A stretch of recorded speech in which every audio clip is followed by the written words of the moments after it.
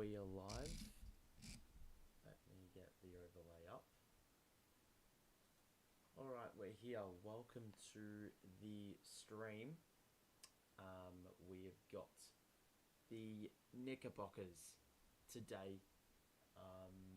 We've won 2 of our last 5, 2 of our last 8, whatever you want to say. Sitting 4th in the East. This is another big game. We needed to win the last one. We didn't. And now we're in a little bit of strife with regards to injuries. Of course, my alarm had to go off at 9:30. I have no idea why. And I didn't adjust to fix it. Okay, well, let's just outlast the alarm and then we can continue speaking.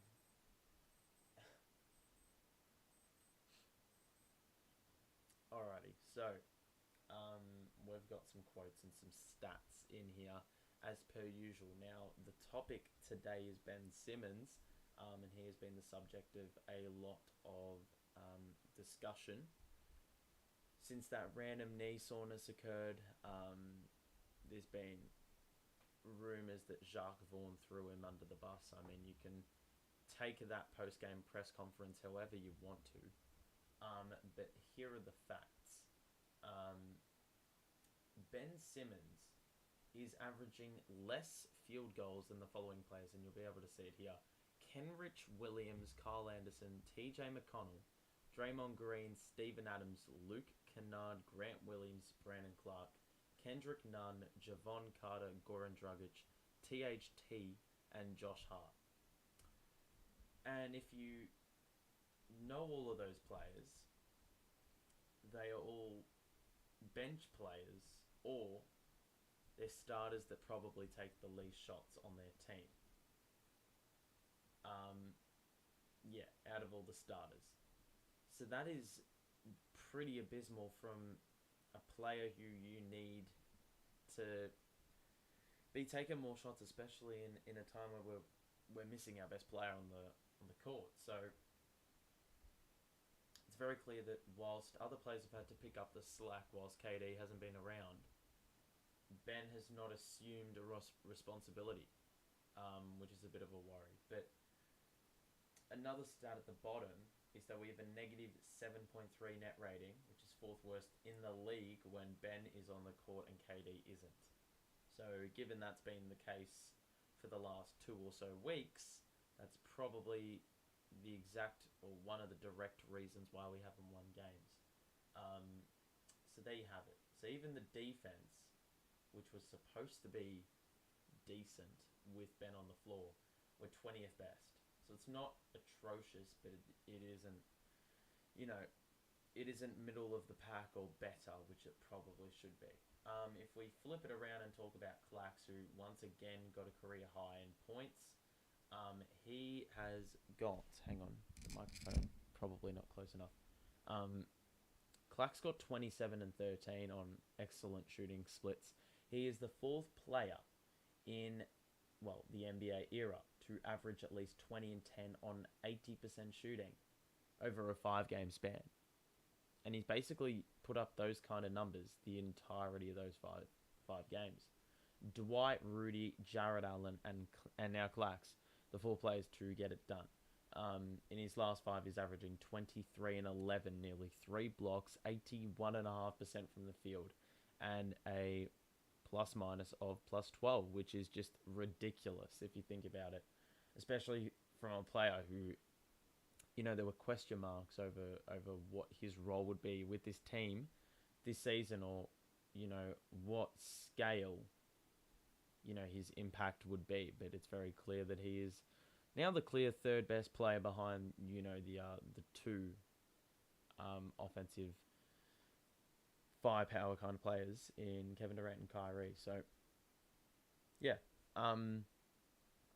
To build on that, Nic Claxton, well, not Clayton, but obviously Netcast got it wrong, 100th percentile at points saved at the rim and 100th percentile in isolation defensive points saved.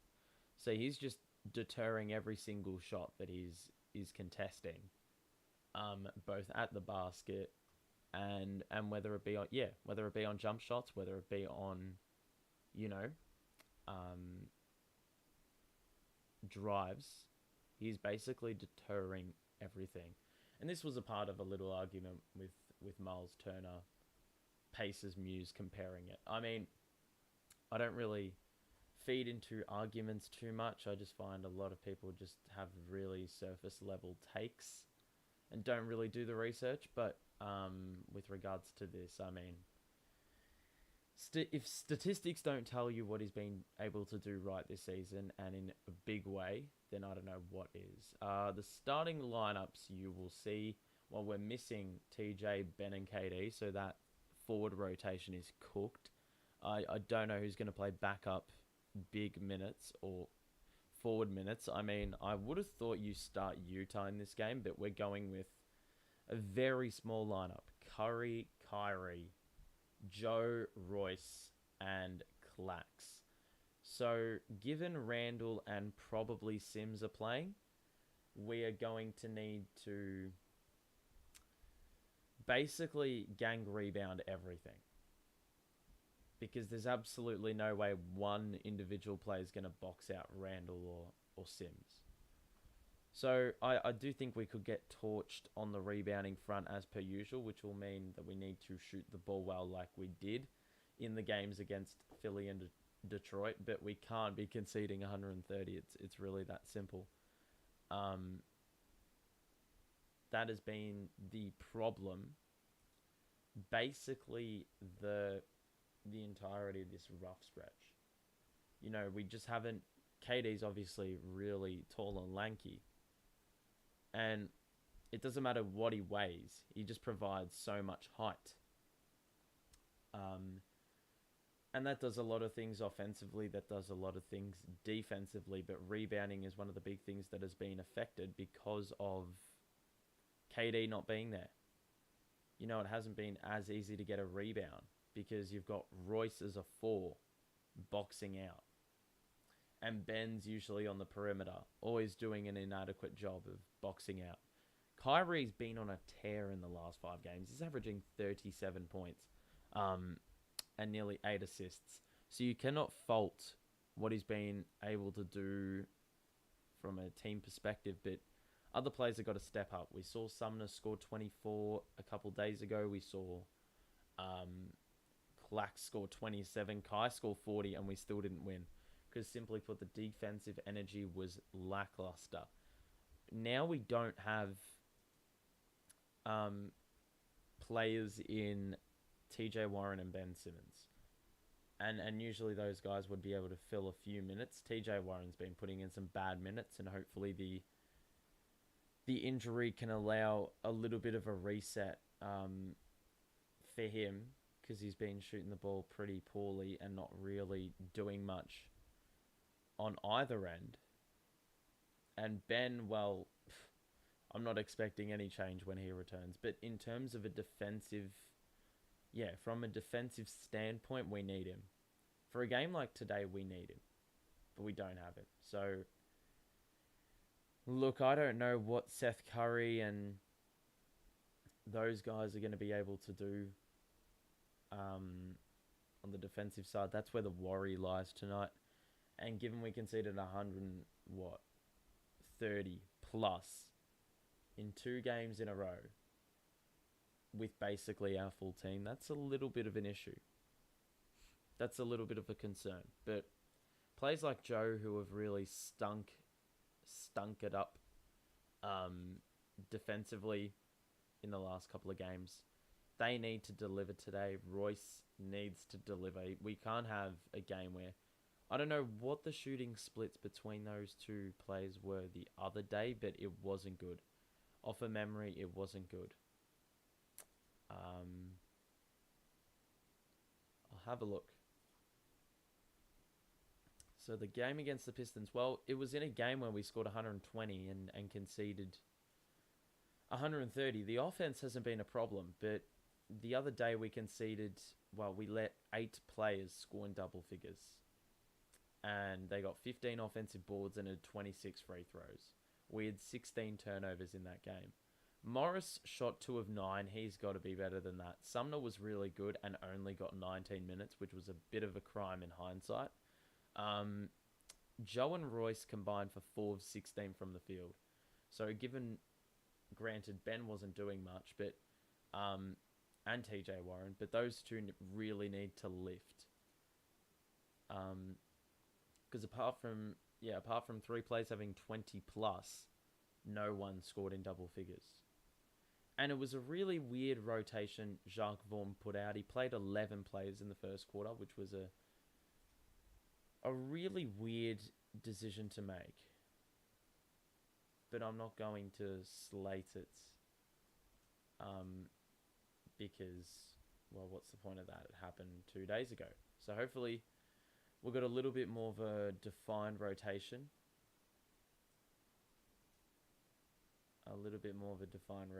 Because it seemed like Jacques Vaughan couldn't make up the minutes and couldn't really decide who he wanted to get minutes. But I feel like a similar kind of tactical substitution on the fly, that's going to be the way the game runs, I think. Because it's going to be a lot of chopping and changing, a lot of working things out, I think, because, as we've mentioned, our whole wing rotation is basically out. So Utah is going to have a big role in the result of this game as well. I can imagine he could potentially play 30 minutes. Clax is going to need to stay out of foul trouble.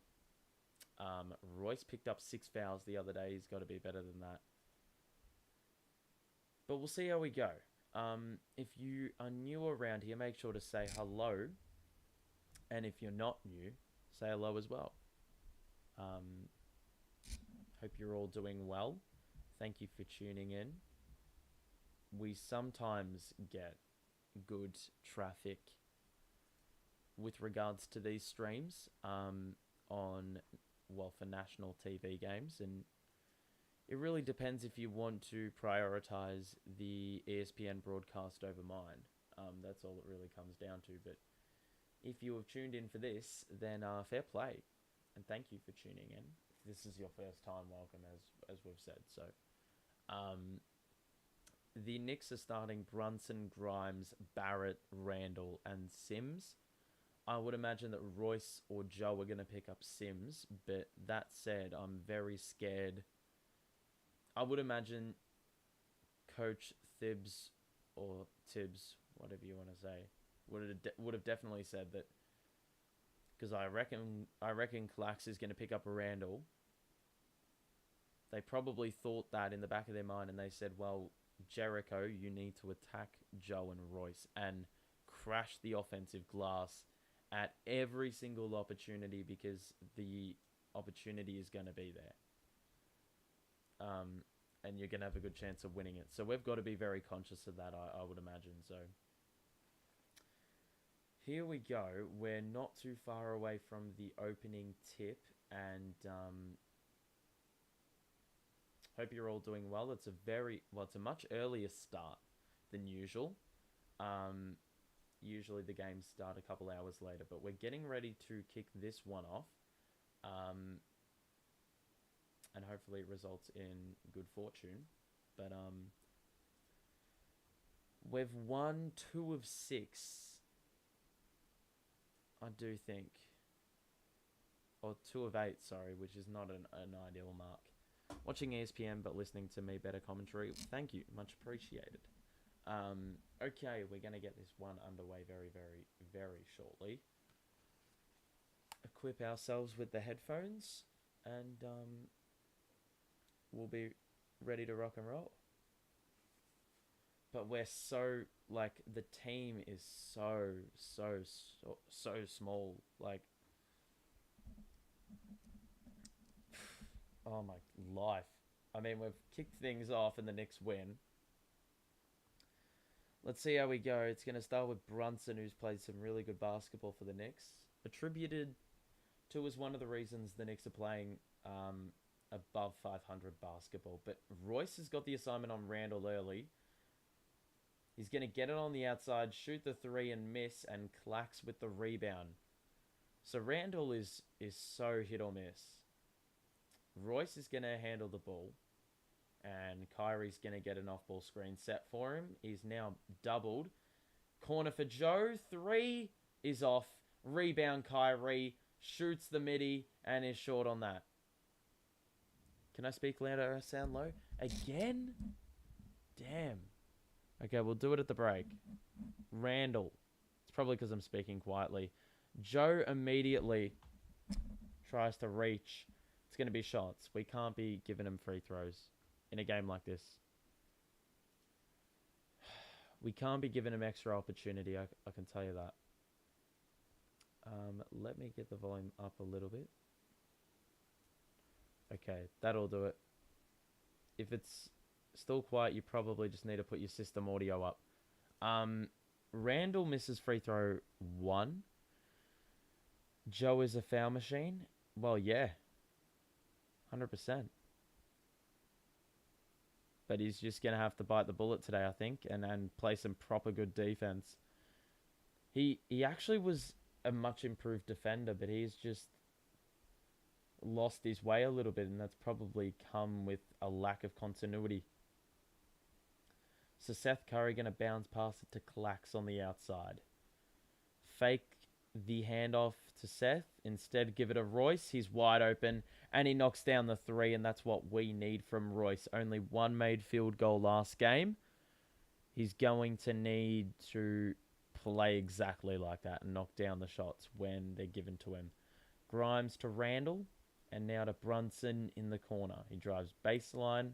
Kyrie holds him up, and now the switch. Royce is late on the rotation, the miss, but Sims gets the rebound, and Barrett will chuck one up and get the non-bounce. Clax with the board, and Joe will get it past halfway. Give it to Seth, and now Grimes will be guarding that matchup. Seth going to fake the 2 over a Joe 3. Clax does well to follow up. Royce for 3. He got it. 6-1 Nets. And that's on the back of Clax chasing up a rebound as the outnumber. And that's what we're going to need. Royce giving us some early offense with all 6 Nets points. And now Sims to Randall. And now to Brunson. High screen Sims. Switch. Oh, Brunson. That's a pretty nasty move. And he scores on the baseline, fading away over Clax. And that was a good move to... Well, he didn't shake Clax off, but it was a good piece of offense by him. And he was able to score on that one. First bucket for the Knicks. Royce again. Oh, my God. That's a bit of a heat check. Barrett. Picked up by Kai. Trying to go for the reach. Barrett backs him down. Kick out to the corner for Randall. Catch and shoot is good in rhythm. And the game is tied early going. In this match, 3 minutes elapsed. 6 apiece. And we've got another off-ball screen Kyrie's going to retrieve. And he's picked up by Grimes on the wing. 3 over the top. That's off. Barrett the rebound. Kyrie 0 of 2 to begin this one. Barrett now going to back down Seth Curry in a bit of an isolation. And he wanted the foul. He's not going to get it. Clax gets the rebound. Uncontested. Seth. 1-on-1. Drive. Kyrie's got another open look. Good little screen off the ball by Clax. And all our buckets have come from 3 to start the game. 9-6. And we've had about 4 minutes elapsed in this one. Brunson going to back down Kyrie. It seems like this has been the go-to for offense thus far. Randall cuts down the middle. Got rid of a couple. Excellent move, and he missed the layup. It's going to be a foul. I don't know where the foul was. Probably wasn't going to be called if he made that, but it will be shots for Randall. He may have took a shot to the face. So... free throws for Randall, who's scored an early 3, but that aside, no offense. Granted, we haven't played that long in this game, so yeah. So Randall's first free throw is also off. So he split the pair on the first trip, And the best he can do is the same thing on this trip. Last 2 games, he's scored 36 or more. So probably got to clamp him up in this game if we're going to win this one. And he's 2 of 4 from the line to kick things off in this game in the opening few minutes, but we've got to keep him off the line. Kyrie to Seth. Going to drive, sidestep, and he got the bounce for 2. Very fortunate, but it'll do. It'll do. And the lead is 4 for the Nets. Brunson picked up by Joe, and now a switch sees Clax on him.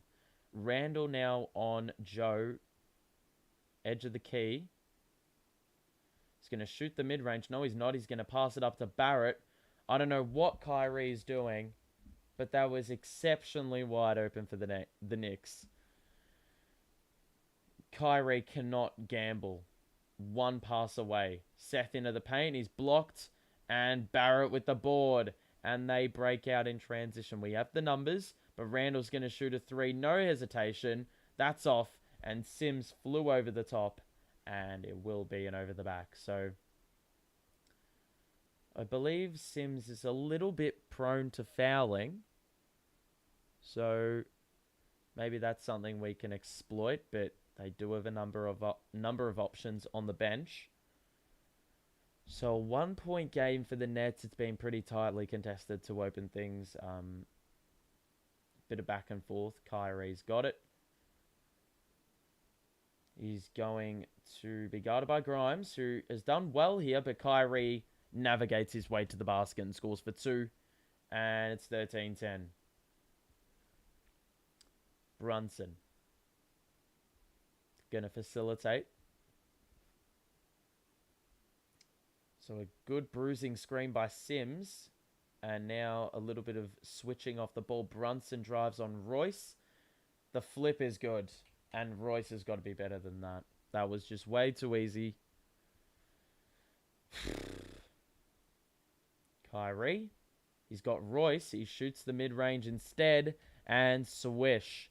15-12. So yet again, the offense doesn't seem hindered in any way, shape, or form. But it is the defense. It's been fairly easy for the Knicks to get the shots they want. We haven't really forced anything of difficulty. Randall, the mid-range, that's off. And Randall is basically chucking up some bad shots. It's via poor shot selection. That, yeah, it's off poor shot selection that they're missing shots. And we'll have a look at the box score here. Those who are new, welcome. Those who are regulars, welcome as well. We're going to look at the box score and we will see, well, we won't see yet, but if I get rid of that, you will see. The lead sits currently at 3 points the margin. Early going in this game, we're halfway through the first quarter. You can see Randall's 1 of 4, but yet he leads the scoring because of his, well, he's been to the free throw line a couple of times, and Brunson's got 4 points. They're shooting the ball not ideally. They've taken a lot of threes, which I don't know if that's a good or a bad thing, but efficiency hasn't been great. Kyrie's got 7, Royce's 6, and that's really about it. Offense isn't going to be a problem. It's all going to be defensive activity that's going to matter in the result of this game, because conceding 130 2 games in a row means that there's only room for one thing, and that's improvement. Because quite frankly, it's been rubbish. I mean, the bench is going to have to step up. There's not really anyone staring at me that's, you know, telling me that they're going to drastically impact the game, but they just need to play their role. We're shooting the ball well, though. That's a pretty good sign. Threes are a little bit meh. But you know what? The looks have been there. So we've got to just keep feeding the players that are getting the open looks. I mean, it's really simple. I mean, basketball is a simple game. You know, you don't need to overthink things too much. It's pretty simple. Is Ben even there on the bench to support the team? I would assume so. I haven't had any there hasn't been any cameras on the bench in this game so far, so I will let you know if I do see. If we don't see Cam minutes, we're getting no offense off the bench besides maybe Paddy or Sumner. Well, yeah. 100%.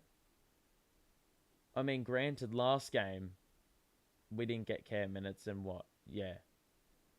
I mean, it was basically the same kind of output that you're probably saying now. Sumner was a clear number one, but that's because he was overly aggressive. He did not hesitate in driving and was always getting the benefit of a whistle. Like, that's just what we need to do more. More often than not, you're not going to get fouled on a three unless you're Kyrie because of the, because of the fact that players are a bit worried of, giving him an easy shot. So you've got to pick him up. And sometimes that means overcommitting on a shot contest. But 15-12, 5:53 to play. We've got some Cam minutes here.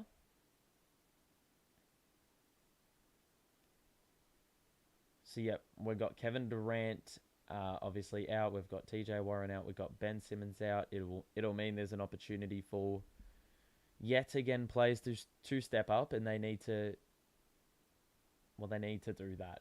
There's not really any exception. Cam's playing off the ball. He gets it in the corner. Spin. Royce and now Seth on the outside.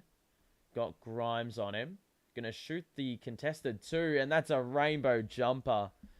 I mean, that's what we were missing yesterday. We didn't have that scoring off the bench. And granted, we still don't have it on the bench, but it's just another guy that can create his own shot, and we can stagger the Kyrie minutes a little bit more comfortably. Barrett on the outside, picked up by Clax. And once again, Clax's presence forced Barrett into a pass, and it was errant to the right of Brunson and out of play. So it will be Nets ball on the side. Scoreline 17-12, 5:13 to play. We're going to see a couple subs here. We've got Clax on the bench, and we've got Seth Curry on the bench. So a couple early changes. We've got Dayron in the game playing some backup big minutes, and that's going to be necessary, I feel. Cam and Dayron in, the two sophomores. Cam into the paint, the little floater's off. Dayron the putback for two, and the lead sits at 7. And Dayron's going to get an opportunity here. He needs to, embrace it with both hands. And look, I think he's a better option than Morris, to be brutally honest. The offensive rebounding is his biggest asset, and not granted, I can guarantee you that Morris can't even lift his feet off the ground. So Dayron is the guy, I do feel. So it will be Brunson, the high screen by Sims, and we switch. I don't like this switching though. Brunson for 3, that was badly off. Good contest by Dayron, and now Sumner's got it, who's in early. Excellent acceleration, and Dayron with the putback after. Sumner went way too rapid for his own liking, and he scores for 2, and it's a 9-point game. Knicks forced into a timeout, but I like that, because what you're doing there, Sumner just blew right past Barrett. I don't even think Barrett understood the pace levels of Edmond. Didn't get in front, and it was just an easy blow by, and then even if Sumner misses it, you've got someone under the basket who is specialized at rebounding. And so, it's smart to just keep on driving. Just keep on driving, and you've got the dude in the paint that can put shots back up and in if you miss. But, so 21-12, it's actually a very good start. But honestly, it doesn't make any sense to not drive on basically every opportunity. You miss, you've got the presence in there. I wouldn't mind Morris minutes on Randall, because Randall be posting up a lot and throwing up shots. Well, Randall, I feel like, would cook Morris. I think he would identify the fact that Morris is there. and he'd just be like, yeah, I know I'm like 15 tiers above you in terms of playing level. Like Randall's averaging 27 and 12 in December, January. So you don't necessarily want to test that theory. Um, you can see the box score there. The Knicks aren't shooting it overly well. And you can see for the Nets, well, we've gotten some good scoring. Dayron, in 1 minute, has got 4 points and 2 rebounds. Morris Twin is better. Yeah, well, Marcus Morris is 100% better. There's a reason he plays more minutes for a reason. Yeah, there's a reason he plays more minutes for a reason. That's way too many times I said reason. But shooting the ball well, getting offensive boards. We've already had 6 more shots than the Knicks, and that's possibly because they've been to the free throw line. We haven't. That said, I can't complain with the effort in this the first quarter. So yeah, good signs though, really good signs. I mean, it's obviously gonna be a question mark as to whether we can hold up this defense, but we've only got about 3 minutes left in the opening quarter, and we've only conceded 12 points. 4 minutes. Do I think the Nets should extend KD's return to after the All-Star break? I'm trying to think when the All-Star break is. I feel like it'd be good to get a few games in. I wouldn't want him to play his first game back in the All-Star game. Actually, that's a pretty good game to come back because it's pretty low-key. So I don't know. It's a bit of a tough one. I'm actually no chance, because unless it's more than what's being reported, the 19th is in 3 weeks, and KD's probably back in 2 or under. So it wouldn't make sense to hold him out.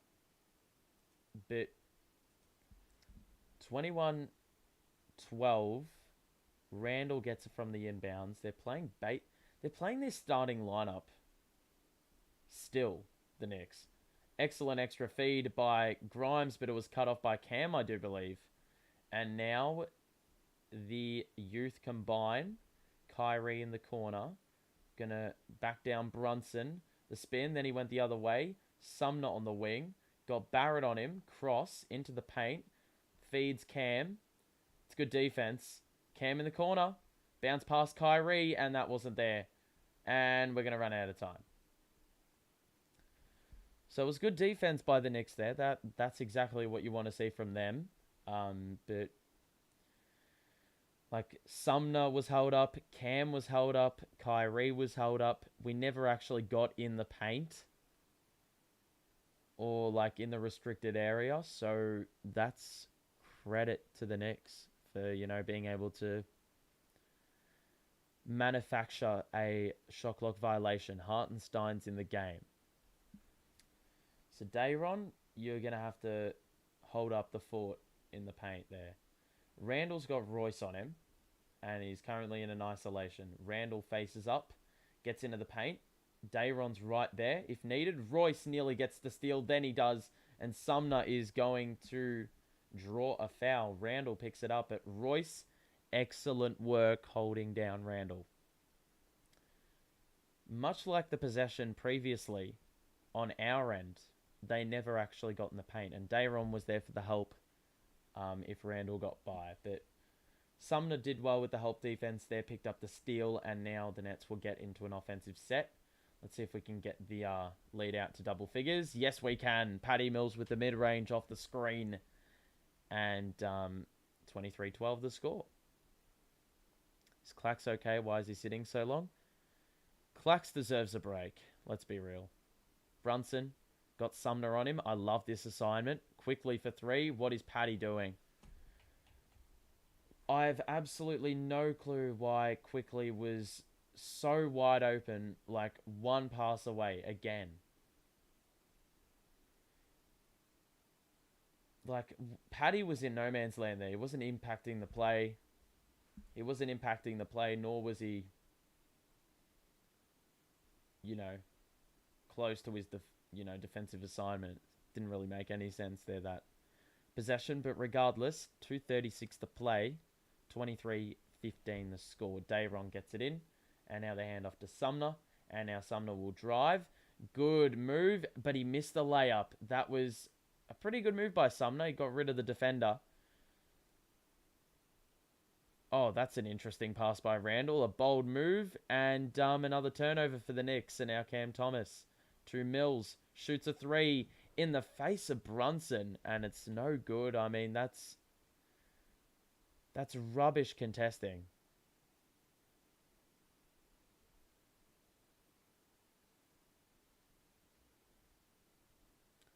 So Royce did well there. Again, to deter the Randall shot on the previous possession. Let's see if they go through Randall again or they go through Brunson. He's got Patty on him, and he scores for two. Lost my voice. I don't understand how Patty ended up on him. It's now a 6-point game. Sumner going to drive. Pass to Dayron. Lost the ball.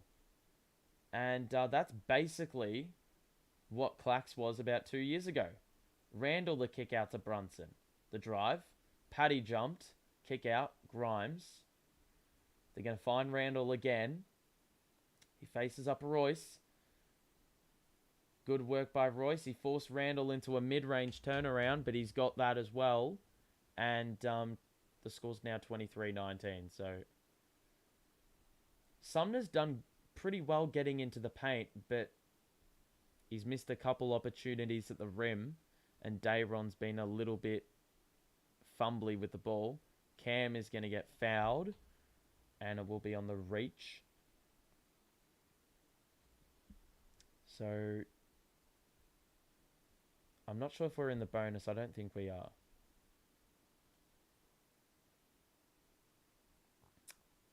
So Randall's taken a lot of shots. Oh my god, Dayron got swatted by Hartenstein. And ever since Kyrie went to the bench, as expected, the offense has hit a wall. And I don't really understand why we're not staggering Seth and what's his name? Kyrie. Cam in the mid-range, that's good. Fade away. But yeah, it doesn't really make any sense. We need a bit of offense, a bit of shot creation, and we've got Sumner there, but who else? Cam, I guess. Dayron did well to get in the passing lane, and then was there for the aerial contest, and once again we force a miss. So Dayron's been decent. He's been decent. Sumner from way downtown for three. And Sumner picks up right where he left things off last game. Knocks that one down. Now Hartenstein into the paint. We've got Dayron on the outside, so there's no interior presence.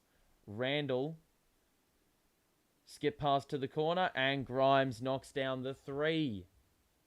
So that's a good possession by the Knicks. They attracted a lot of attention on the inside, and that left a shooter wide open on the weak side. Cam forced into a pass, and that's pretty brain dead. And oh my god! Are you fucking serious?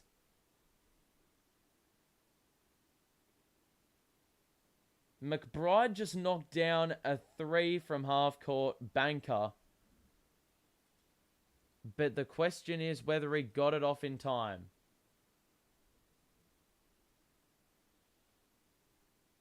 I believe yes. It's off, but oh man. Imagine if we ended up losing this game by 3. Or if we win this game by 3.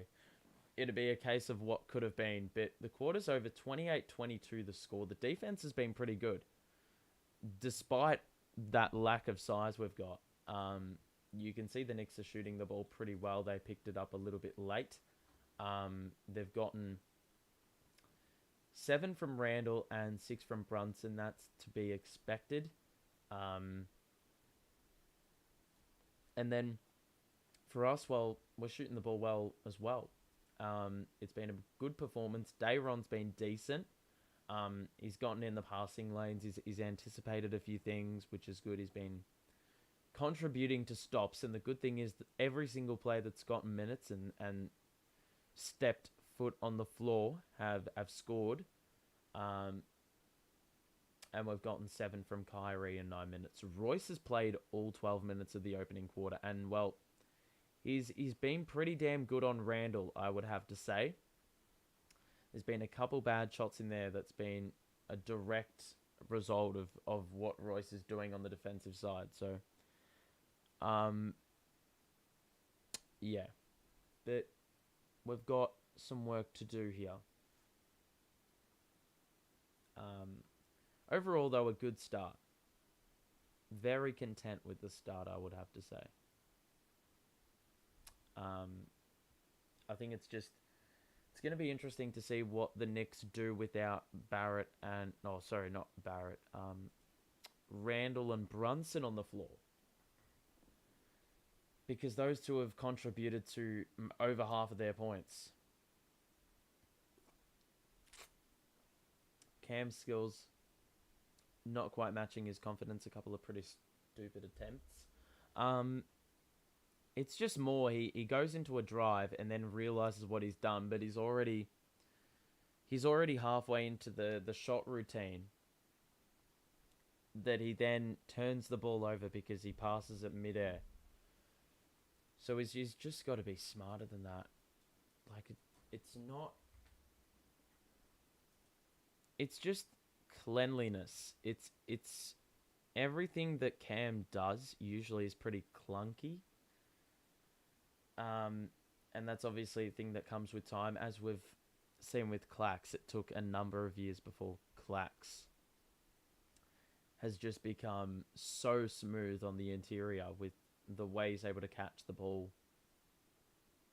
And then just in one fluent motion, get a shot up. You know? And it's the same with like Dayron. Dayron is very fumbly in the paint, but with experience and exposure comes, you know, the craft in the paint will arrive eventually. He'll become a very good NBA player, I can tell you that, but it's just a matter of how long it takes before Dayron finds the touch. So 28-22 the score going into the second quarter.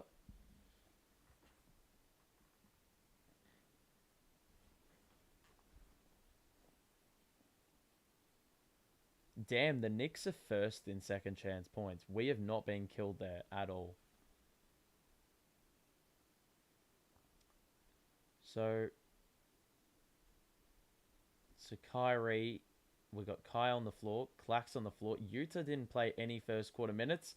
Patty for 3. That's good. And the off-ball screen, I don't know who it was, but it was a genius play, and usually that's how we free up the three-point shooters. And on that occasion, it worked exceptionally well. Barrett to McBride at the top of the key. The spin. Kyrie, good defense. Creates a miss and Clax with the rebound. So noticeably, we're playing exceptionally well. Oh my god, Clax. That was just...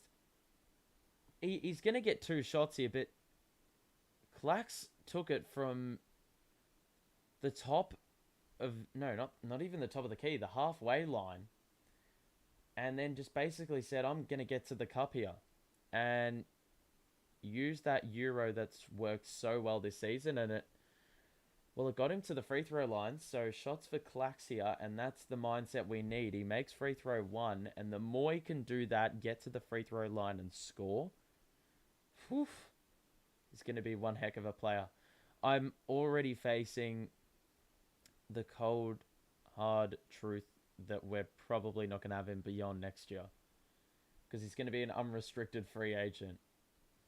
And I mean, you're crazy if you don't pay big for him, I think.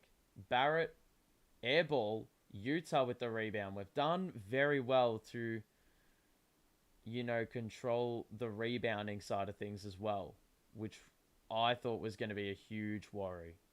So Clax to Paddy. The screen by Clax again. Mills is off this time, and Barrett with the board. So no points thus far in this second quarter for the Knicks. Quickly now going to shoot a deep three, and that's good.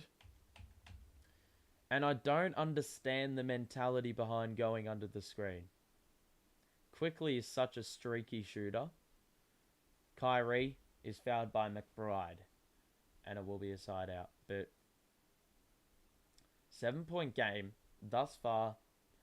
Pretty happy with the work rate, but Kyrie going under the screen there. It's almost like he went into Hartenstein, which logically makes no sense. Paddy again on the catch. That's off, and the long rebound by McBride. They're going to get into some quick offense. Joe picks up quickly on the perimeter.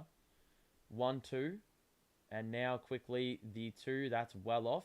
Paddy gets a rebound on the run, and he's going to feed Utah on the line. Got it! I'm pretty sure that was a 2. Nope. They're going to count it as a 3. So that's Nets offense at its finest. Force the miss.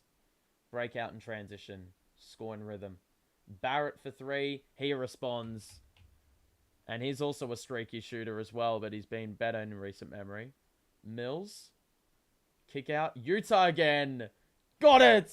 Top of the key. Ben is on the bench, whoever asked that earlier. But once again, Paddy with an excellent screen straight after the handoff to free up Utah there. It was basically an open look yet again. So now Clax.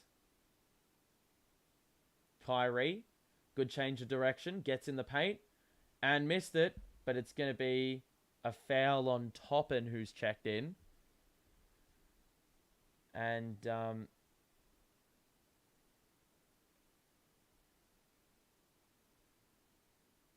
I do feel like Utah is going to get a point taken off for the first three-pointer.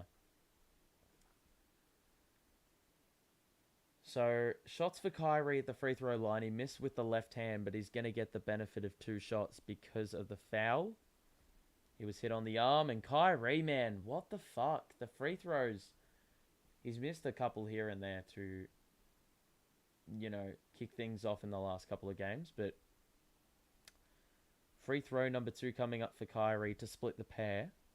38-30 the score. And he makes both, or makes one.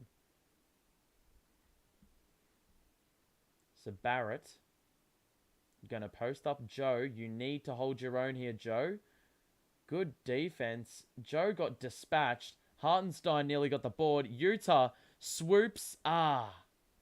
Quickly ended up with it. And now it is the Knicks in possession. That has to be an offensive foul. And quickly was looking for the damage. And he smacked Utah in the face. And it's going to be net ball. So quickly trying to initiate contact. But that was just right in the face of Utah. So it's going to be net ball. And overall, pretty good defensive activity there by the Nets. So Paddy, there's going to be a foul on the floor. It's going to be Hartenstein who picks that one up on the push. Clax obviously proving to be a little bit of a concern for the Knicks, given that recent form. So it'll be Joe on the side, and he'll feed Clax. And he'll get it back, and he'll shoot the 3. It was a good screen by Clax, and you can't go under the screen. And Joe with an easy 3-pointer. And I've just noticed it is worlds apart in the way we've been able to play defense today. We look so much more engaged, so much more communicative. Is that the word? Oh my God! McBride wanted the dunk, Clax wanted the block, and you already know who wins out. Claxton, oh my God, what is that pass though? Oh my goodness, Jesus Christ, this is a horrific sequence. Clax with the brutal block on the attempted poster. Do not go in there. Do not go in there. And then they try to alley-oop it to him, which would have been one of the greatest sequences all season. But the pass was shit. Toppin went the other way and missed the layup, but it will be shots. Free throw one is good, but what a damn game of basketball, man. Clax is an insane player. It feels like there's absolutely no flaws in his game in open play. If the pass was just a little bit more online, he's finishing that one off. So, Toppin makes both. Cam going to feed Clax. Joe wanted the cut down the middle. Ain't going to get it. Paddy down the middle instead. Fall away 2. Gets the bounce. And scores, and the lead's back up to 12. So quickly now going to feed Toppin under the basket. And Joe on Toppin. That is a garbage assignment there. But this is what happens when you play small ball. Cam going to drive on Barrett. Shoots the deep 2. And doesn't get the bounce. Like, Cam shooting those, I'm not willing to take. With Kyrie on the floor, you've got to get someone on the floor. How did Toppin miss that? You've got to get a rotation done to get someone sizable on Toppin. Joe, good ball fake, got past Toppin and scores the mid-range uncontested. And that was really sensible play by Joe. And the Knicks just threw it out of play. They were looking for Toppin again, the same way they had been for the last couple of possessions. And they just threw it out of play. So right idea, poor execution. The lead sits at 12 for the Nets. And currently we're sitting pretty comfortably. You know, we'll look at the box score. And you can see for the Nets, well, we've gotten 8 out of Kyrie. Clax has only scored a point. But he has gotten 5 dimes. I don't know what his career high is. But Clax has done a really good job of sharing the ball. He's not really known for that, but he's done a pretty good job of it. Kyrie's got 8. Seth has only played 7 minutes, so you would imagine he's going to be back on the floor for the closing 7. And Royce has gotten an extended break after playing the entire opening quarter. The bench, well, it's been much improved from previous games. We've gotten a lot of scoring output in that regard, or a lot more balance. I just realized my face is so white. Shooting is once again exceptional, but it has been the defense. We've forced them into shooting the ball pretty poorly from inside the arc. And that's primarily because Clax is there. I did wonder whether or not the Knicks would be able to hold up offensively without Brunson and Randall on the floor, and they haven't done a great job of that. But yeah, Clax, man, doing more than the usual. He's gotten the 5 dimes, and he's gotten that brutal block. He's got the second highest plus-minus on the team. Kyrie's got the team high plus 15. It's happy days. So yeah, we're living the life right now. What was I supposed to do? I'm trying to remember. Oh yeah, change the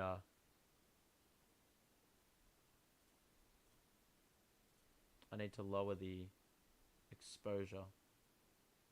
There we go. It may be extremely dark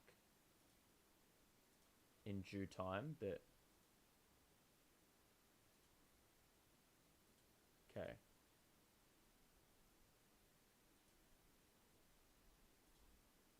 Alright, so that's what we'll set it at for now. If you are enjoying this stream, make sure to show your support. And subscribe to the show if you are new. We hit 900, so I want to thank you for your support in that little journey to that mark. But let's continue on that journey. Also, if you have any input with regards to feedback for the streams, if you're new around here, if there's anything you want to see, if there's anything that you think can improve the experience, if there's little graphics you want me to show, if you think there's something missing that you want to know,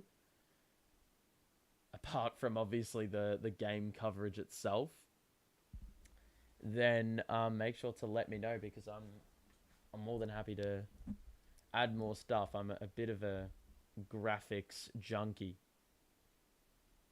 So I will be the kind to just whip up some more graphics if you want more, little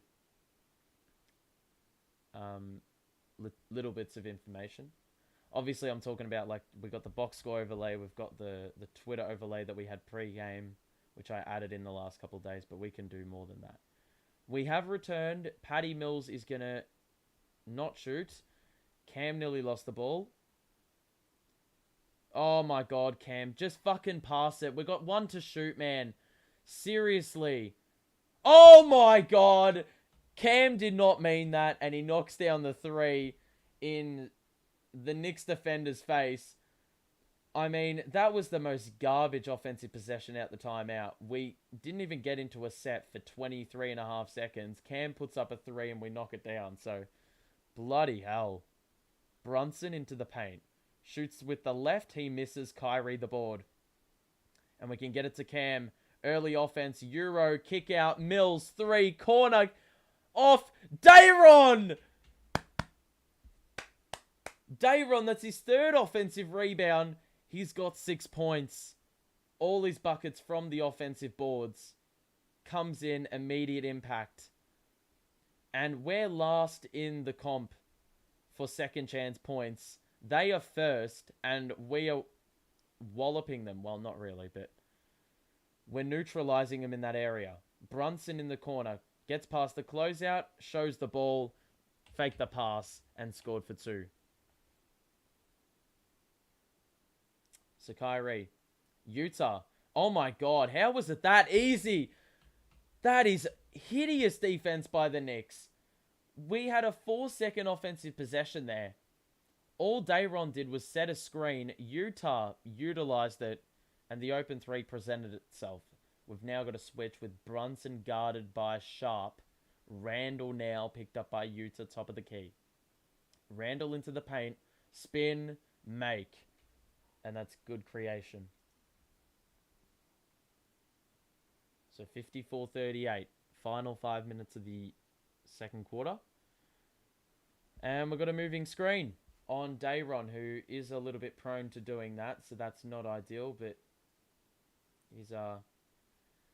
he thought he was going to the bench. He isn't.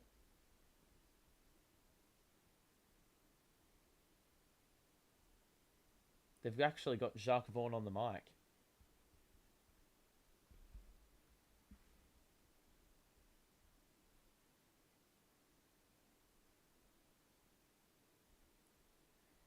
It's just a lot of stress about the offensive rebounding, because that has literally been the key in this game. Randall, extra feed, and that's the sensible pass by Randall on the wraparound. And it is a 14-point game. It was out to 18 at its highest. Kyrie pulls up for 2 and scores. So given we've been able to go up 16, we've got Kyrie. As long as the bench can hold its own, I don't see us squandering a lead like this unless we play like shit in the second half. Brunson, he had an open look. He gave that up for a 3-pointer in the corner, taken by Grimes, which was off. And now Cam the other way. Back out to Kyrie. High screen Dayron. Not utilized. Kyrie going to shake and bake. Behind the back. Step back. Mid-range is off. Rebound Randall. Ben isn't playing today. Nope. Randall. Picked up by Royce. Played an excellent opening quarter defensively. And yet again forces him into a pass. Now he's got Utah on him. Randall. Going to try maneuver his way into the paint. He gave it up to Grimes, who, I mean, that was a pretty poor shot by Grimes, and Royce is going to gather. Cam, there's a foul on Brunson, and I tell you what, it's been a very free-flowing first half. There hasn't been too much or too many opportunities at the free throw line for teams to score, either team to score. And usually that doesn't hold itself up in the second half. But There's a number of reasons why we've held them to only 40 points in the first half. That is one reason. The free throws. Royce is going to the line. We're in the bonus. But the other thing is the rebounding numbers. We've been torched on that front in previous fixtures. But in this game, Dayron's been excellent in his minutes. He hasn't seemed to be a liability in, whereas in other games he has been when he gets brief stints. And Royce and Joe have done what they've needed to do, I think. Royce defensively has played an excellent game on Julius Randle, given he's given up a lot of size. Brunson missed badly. He didn't even hit the rim. And then Sims, looking for Barrett, passed it well over his head. So it's excellent defense yet again. And Coach Tibbs isn't very happy on the bench. But currently, big 18-point deficit the Knicks are going to have to fight back from. Was that not a foul off the ball? Clax retrieves it here. Cam now. Going to drive. Hesitation. Off the window. Didn't get it. And now Randall with the board. So Cam's just got to give it up. He's got Kyrie on the floor, for fuck's sake. If you're going to shoot a bad shot, then don't shoot it at all. I would think it's pretty simple. Oh my God, Kyrie, what are you doing? Garbage 3 to chuck up. It's pretty imperative that we close out this half on a high. Randall behind the back. Got Kyrie on him. Kick out. Barrett for 3. Seth Curry did not even bother contesting, and that's a poor closeout. We've got a timeout.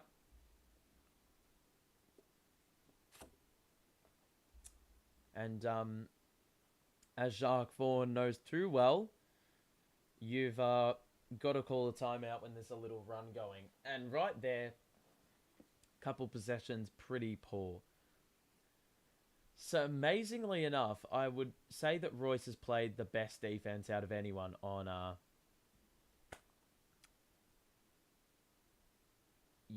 of anyone on Randall. Hate those crazy threes so early in the shot clock. Yeah, it's just those heat check 3-pointers, which is just uncalled for. We don't need to do it. We can just slow down the tempo and get into a decent offensive set. But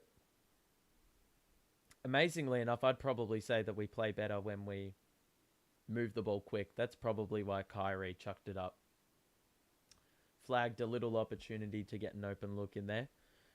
But if it's going to be from 35 feet, then probably not the right way to go about it. Cam really needs to slow down and take good shots. It's just like the ball stays in his hands and then he persists with something that's very clearly not going to work. It's all those mid-ranges he takes, and sometimes they work, sometimes they don't. But it's probably within like the 10 to 15 foot range. That's probably where his money. Outside of that, it's a little bit ropes. Only 3 turnovers? Well, that's another key that you definitely can point to as a reason why we, have this lead as well. We've looked after the ball. It's a pretty simple philosophy. Is that the word?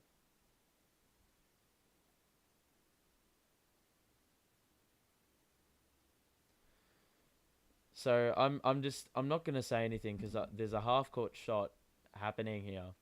And I don't really know what to expect. He's got a Ben Simmons jersey on, which doesn't give him much hope to make this half-court shot. But let's see if he's got the goods. Oh my God. Oh God, that wasn't even close.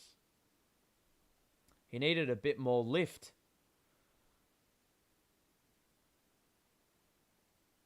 So he's got no money. Lol. If you are enjoying the stream, make sure to show your support. And subscribe if you are new to the stream as well. Hope you're doing well, whether it's at night, whether it's in the day. Yeah, wherever you are in the world, whatever nationality you are, hope you're all doing fine and dandy. Currently, we're in control. We have been in control since about the first quarter. Coach K is in the crowd for this one. So yeah, 2:11 to play, opening half. 58-45 the score. Defense needs to be better out of the break. We need to close out this half with a little bit more urgency, I would say is the correct word. Don't settle for rubbish and play respectable defense. That's all I ask for. So Kyrie. Now Royce. Screen by Kyrie. Royce into the paint. Good spin. He just fucking lost the ball. And Sims gathers. So it was a good move by Royce, but as he went up, lost control. Pass to the corner for Grimes. And now Randall again. Going to back down Royce again. Royce stays with. Randall has to shoot the mid-range. And then Sims got the rebound. But via a couple deflections, it will be Nick's ball in the corner. Not in the corner, on the baseline. So Sims with a good rebound there. We need to close that down a little bit better. And that's on Clax. But he won't stand down. He'll embrace the challenge. Randall again. Well done. Oh my God, Clax. Are you serious? Are you serious, Clax? Guy is crazy defensively. Kyrie, good kick out. Royce is wide open. And he knocks it down for 3. You practice those in training. And defense leading to offense yet again in this game. And proving vital. Royce has got 11. Barrett in the corner on Kai. Barrett is fouled by Kai. And it will be shots for Barrett. Royce has been spectacular this game. I borderline think he may very well be our best player. And it goes beyond stats. I think the assignment on Randall. Pre-game, I would have been very scared, but he has done a great job.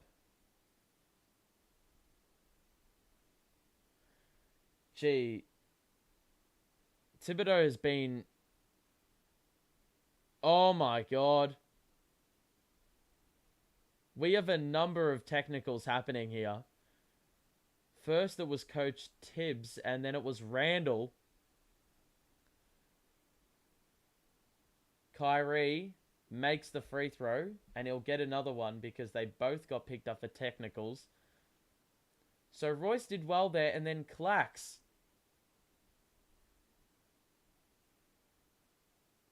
Yeah, I don't know. Oh my God. Kyrie. Literally, I'm just... My voice is stuttery because I'm just in complete awe about... In complete awe about Kyrie's free throws, man. He's split a pair twice. 2 of 4 from the line for a 90% free throw shooter. Is KD at the game? Yes, he is. He's on the bench. Barrett makes 1. Royce dialed into both ends. Well, yeah, that was the key. We needed him to step up today. The next man up mentality needed to be on show today. Has been thus far. Kyrie's going to let the ball roll just a little bit. And we will get into an offensive set. Probably go for a 2-for-1. Kyrie said, no, I'm going to shoot a layup. And it was a bad layup because Randall was there the entirety of the way. And now Brunson to Barrett, picked up by Curry. They haven't really tried this for a while. Barrett misses, but Randall's there for the board. Oh, Clax! Oh, my Jesus! Oh, my life. Randall with an excellent offensive rebound, but Clax... Bro, he fell for the pump fake and then recovered in time to block it again. Clax is insane, dude.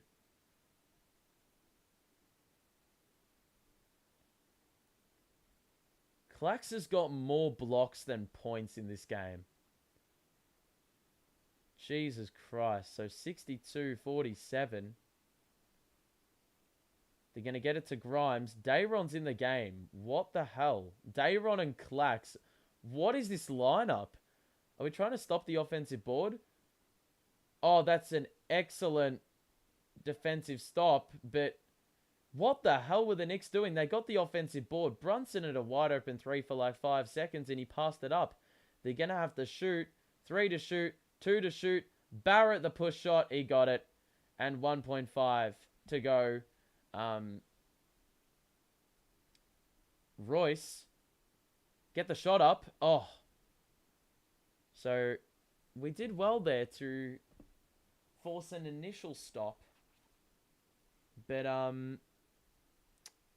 unfortunately, we tried to go for the Randall chuck up, and the gamble proved unsuccessful as Barrett was left open in the mid-range. But it's a very good half.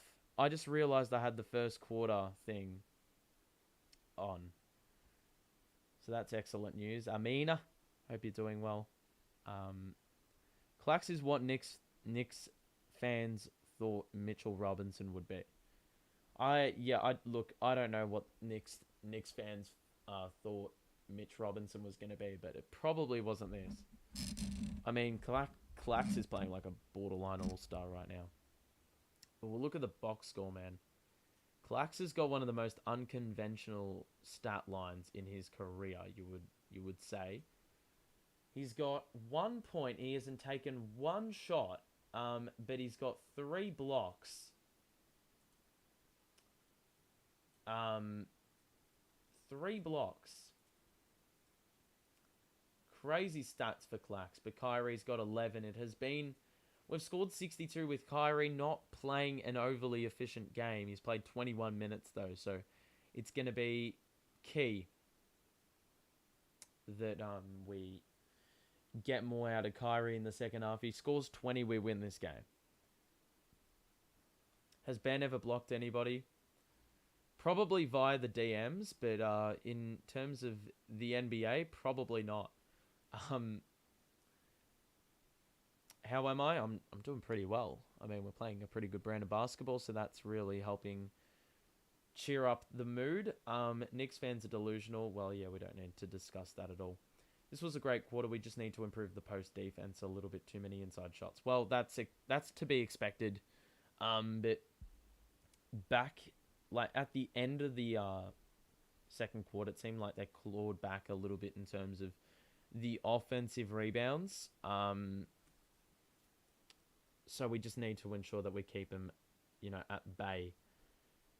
Royce with an excellent first half. We needed to see something from Joe and Royce, and immediately, already come the conclusion of this first half, they've scored more buckets than they did in the entirety of the last game. Do I have news when KD is on the floor? No. I'm unfortunately not a Nets insider, but 2 weeks is the report, or by like the 10th of Feb, I would like to say. Utah has scored 9 off the bench, and I don't think we've gotten that output from him in quite some time. So good that he scored 9 points. I don't know why he only played 7 minutes. It's much like the other game where Sumner only played 19. Jacques Vaughn's got something against Sumner, I do feel. He is a bit wacky with his layup attempts, but driving into the paint with Dayron on the floor makes a lot of sense. Paddy's taken 5 3-pointers. Wow.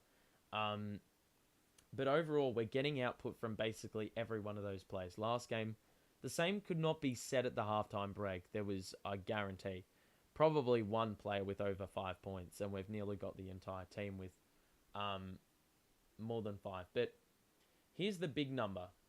11 made threes. Without Kevin Durant, we have made 11 3-pointers. And that's with Seth Curry not even having taken one. So that is a very good sign as well. I do think we need to stagger Seth Curry's minutes a little bit better. I would rather see those minutes on the floor as opposed to seeing Cam play 13. He hasn't been awful, Cam, but I feel like Seth Curry is a little bit more fluent with the shot creation. And it just doesn't stunt the offense as much. Rebound numbers are basically identical. The Knicks are shooting the ball pretty well, not awfully. Barrett's their top scorer, which I mean, pre-game I would have sensed someone else was going to be, but overall we've held down Randall pretty well. Only the 10 shots for him, and Brunson's got 8. But some key figures is we've only got him to the line 8 times. That's pretty good. Kyrie's got to be a little bit better. He's 2 of 4 from there. Rebound numbers, we've got 5. They've got 7, so probably got to reduce that a little bit. Assist numbers, they've only had 10. That probably speaks volumes about how they've played offensively. And we have got 15, so that's, it's been... The ball has been zinging around a little bit more, but the turnover number is at 4, and for the Knicks, it's at 7. So that's one of the big things from the last game to this one. The turnover number is well down, so that's really given us an extra look more often than not. 42 shots overall to 44. We've got more shots in there. We've scored more threes. Free throws are dead even. Rebounds are dead even. Turnovers, we've kept that down.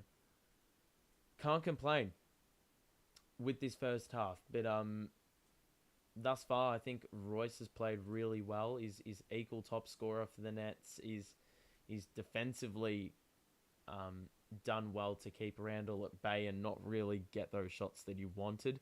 Randall did get into the paint a little bit more at the back end of the quarter, but I do think that Royce overall, it's a pretty decent shift by him in the first half. Joe, I mean, for 13 minutes, he did what he needed to do. I do think there are a couple questionable possessions in there. The good thing is we've kept him off the line, which means no one is in foul trouble. Clax can play over 30 minutes because in this first half he's been much more responsible, and that probably comes with, having to defend a guy like Jericho Sims who barely takes any shots. So there's not as much duress on him in terms of having to anchor down the defense because he's playing on a good offensive player, but that's going to help us in the long run. But as far as this bench goes, I want to see minutes from Utah. Patty has set some good screens to free up Utah. Dayron's been good in 9 minutes. I mean, all his points have come from offensive rebounds, which is exactly what we want to see. And then, Cam, I don't really know if...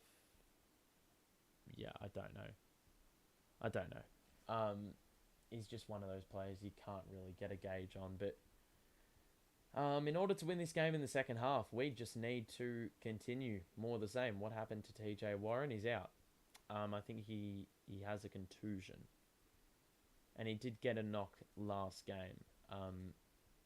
It was like his leg was in a pretty unnatural position, so, probably better to rest up. And if there's a game you wanted to do it, it's probably this one, because you see down the road who we've got.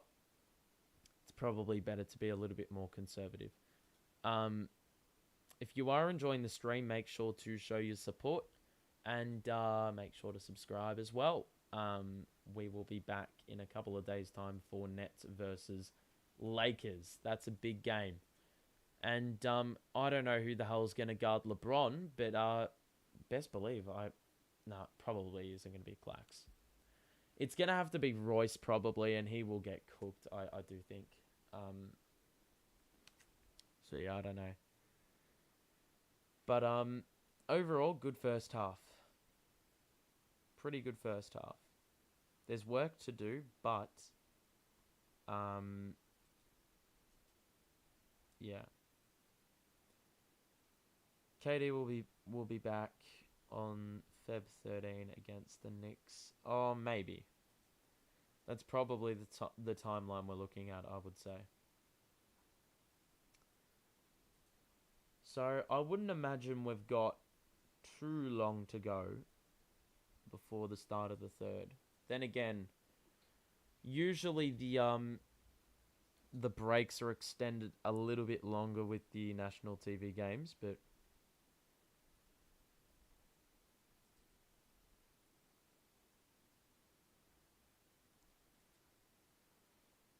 overall, it's been a pretty good first half, I have to say. I mean, I couldn't ask for much more with our entire wing rotation out, so...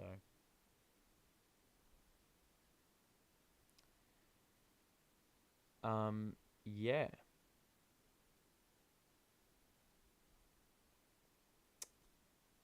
Okay.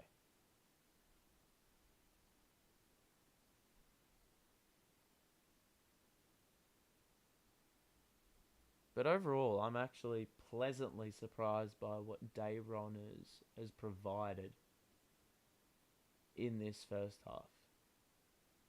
You know, a handy 6 points from possessions where we initially missed the shot. If that's the way you want to look at it, it sounds pretty good. So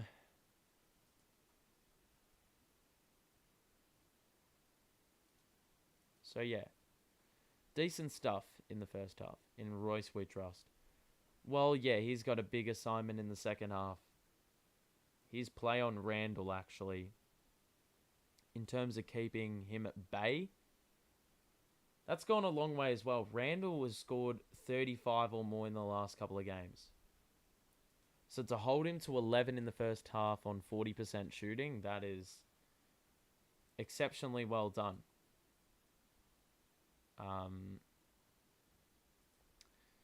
Because, yeah, he's on a tear recently. I'll actually have a look to see what is... Yeah, so the last... Yeah, we'll have a look. His last month, in the month of January, 37, 36, 23, 32, 14, 21, 42, 23, 14, 25, 32, 25, 28. A lot of 20 or more point games in there. 25 plus point games in there. If Clax doesn't get Defensive Player of the Year, then the award is rigged. Well, it's been... Apparently, there's been some rumors around Jaren Jackson's stats being inflated by the stat loggers.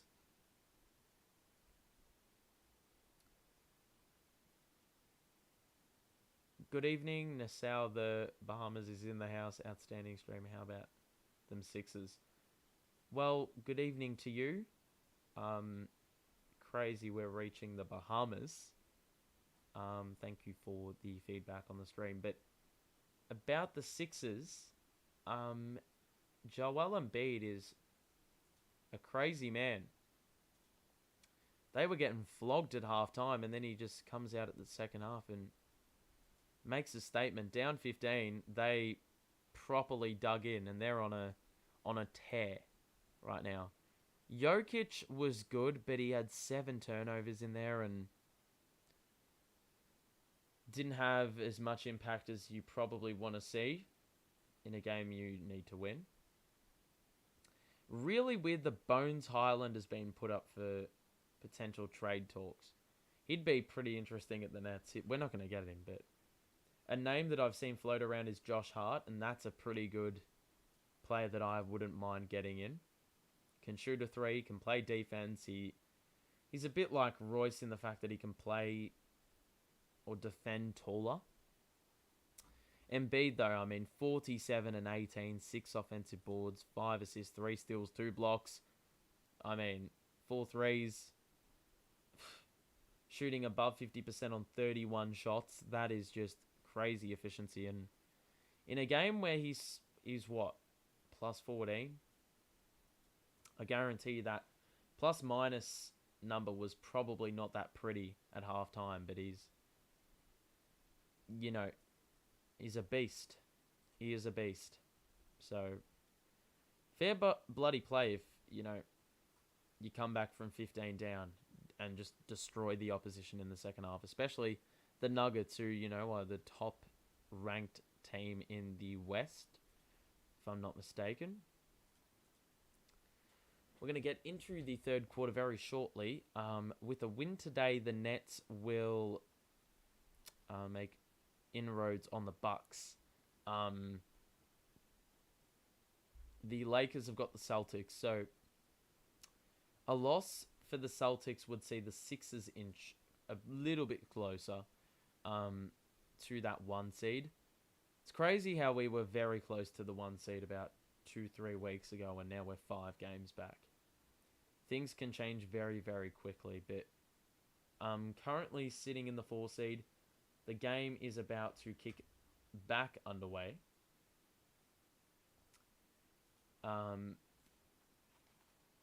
So yeah, the key is just going to be, I feel like the Knicks are just going to be very adamant on getting into the paint. That's just a given. So let's just not make it easy for them to get in there, shall we? And don't give up them offensive rebounds. That would be the preference. But anyway, we're about to get things back underway. 62-49 the score. Royce and Kyrie, the high men for the Nets. We're going to need to see a little bit more scoring output from Kyrie in the second half. But 11 made threes is the second most we've made in a half this season, and Royce and Utah have been at the pinnacle of all that.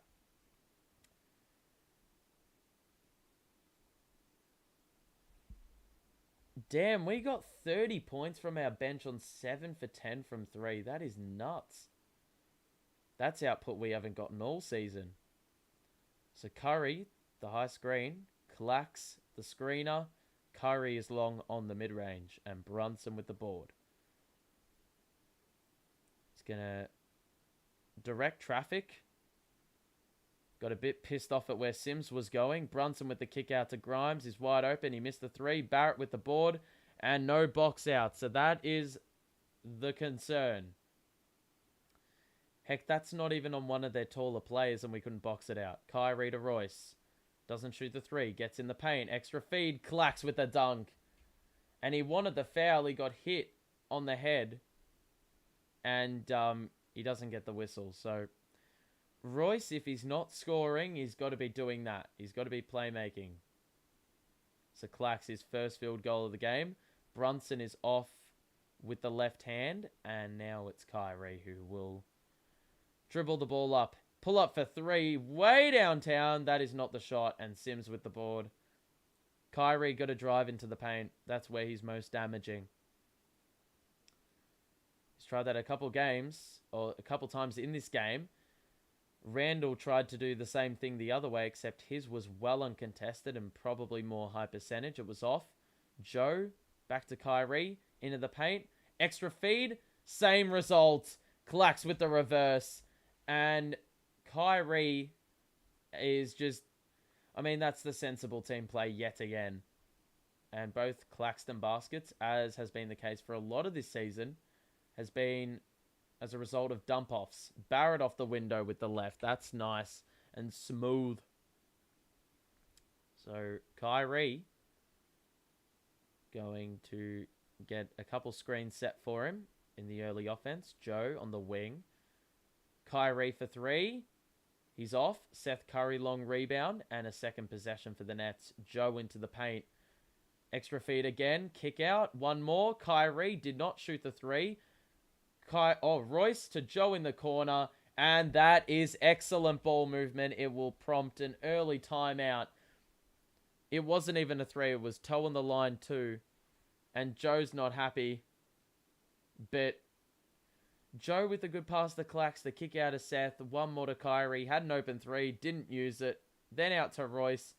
And the Knicks rotation couldn't keep up. And Joe knocked down the deep 2 from the corner. His toe was on the line. But you know what? Last game, there are a couple of scenarios where Joe would decide to look for the 3-point line.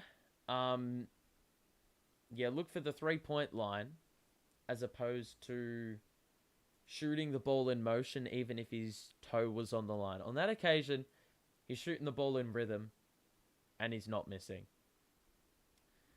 I'm more than happy for Joe to score deep 2 over a 3 if it's all going to help his rhythm, because that's been such a problem with him this season. But if it's going to result in us not being empty-handed, then I'm all here for it. So we're not going to look at the box score, but in this quarter already, I mean, we've got 6 points, and what have we got? 2 from Joe, and we've gotten 5 from Clax, or 4 from Clax. I mean, that's really summed up how we've played the game today.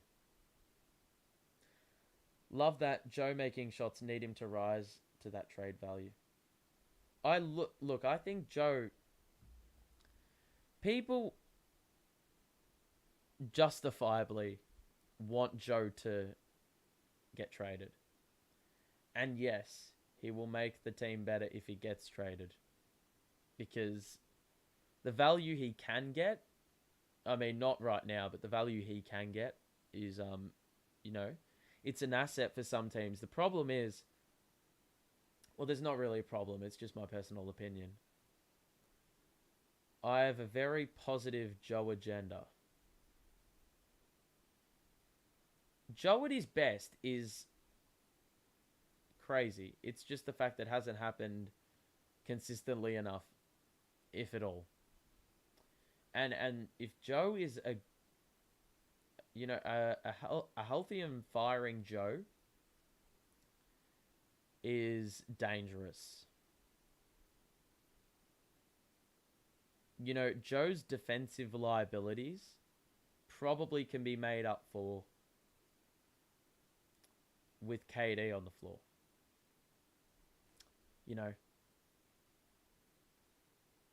That's just my personal opinion. A lot of people want him traded. And it's very easy to hate or be triggered when someone plays bad. But it's not easy to give someone praise when they're playing well.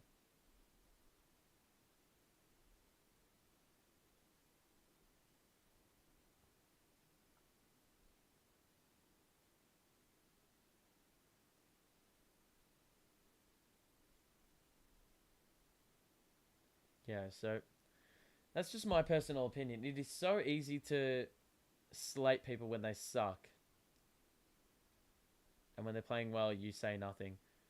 Gee, that was a good move by Randall. Good turn. Clax was willing to be the fall guy and commit the foul. If it was going to prevent the 2+1. Those who have just tuned in, welcome to the stream. It's been a very well-rounded performance by the Nets thus far in this one. That's seen them have a 15-point lead. They've rectified a number of issues that has been there the last few games, where they've conceded 130 or more. Right now, Randall is shooting a couple of free throws. He made number 1 early going in the third quarter. And the second free throw for Randall is good. So it is a 13-point game. It's sat at around this margin for quite some time now. Can't recall the last time it's been in single figures. Clax looking for a handoff. Gives it to Kyrie. Kick out of Royce.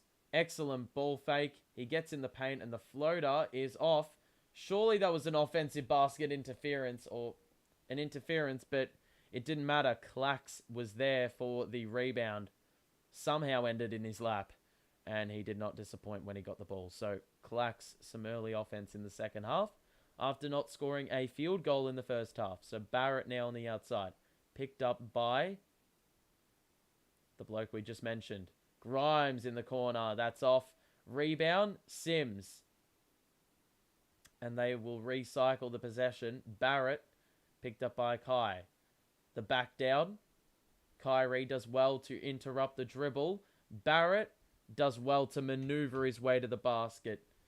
And Barrett's been good at that. Royce is a wide open 3. Again, early offense. I don't know how many seconds it took for us to get a wide open 3, but quick early offense. The Knicks are caught napping. They're playing a very similar brand of defense that we played on the Pistons the other night. Brunson going to post up Seth Curry. Shoots and is well short, but Brunson knew it. Then he missed the layup. Uncontested. He's had a bad game.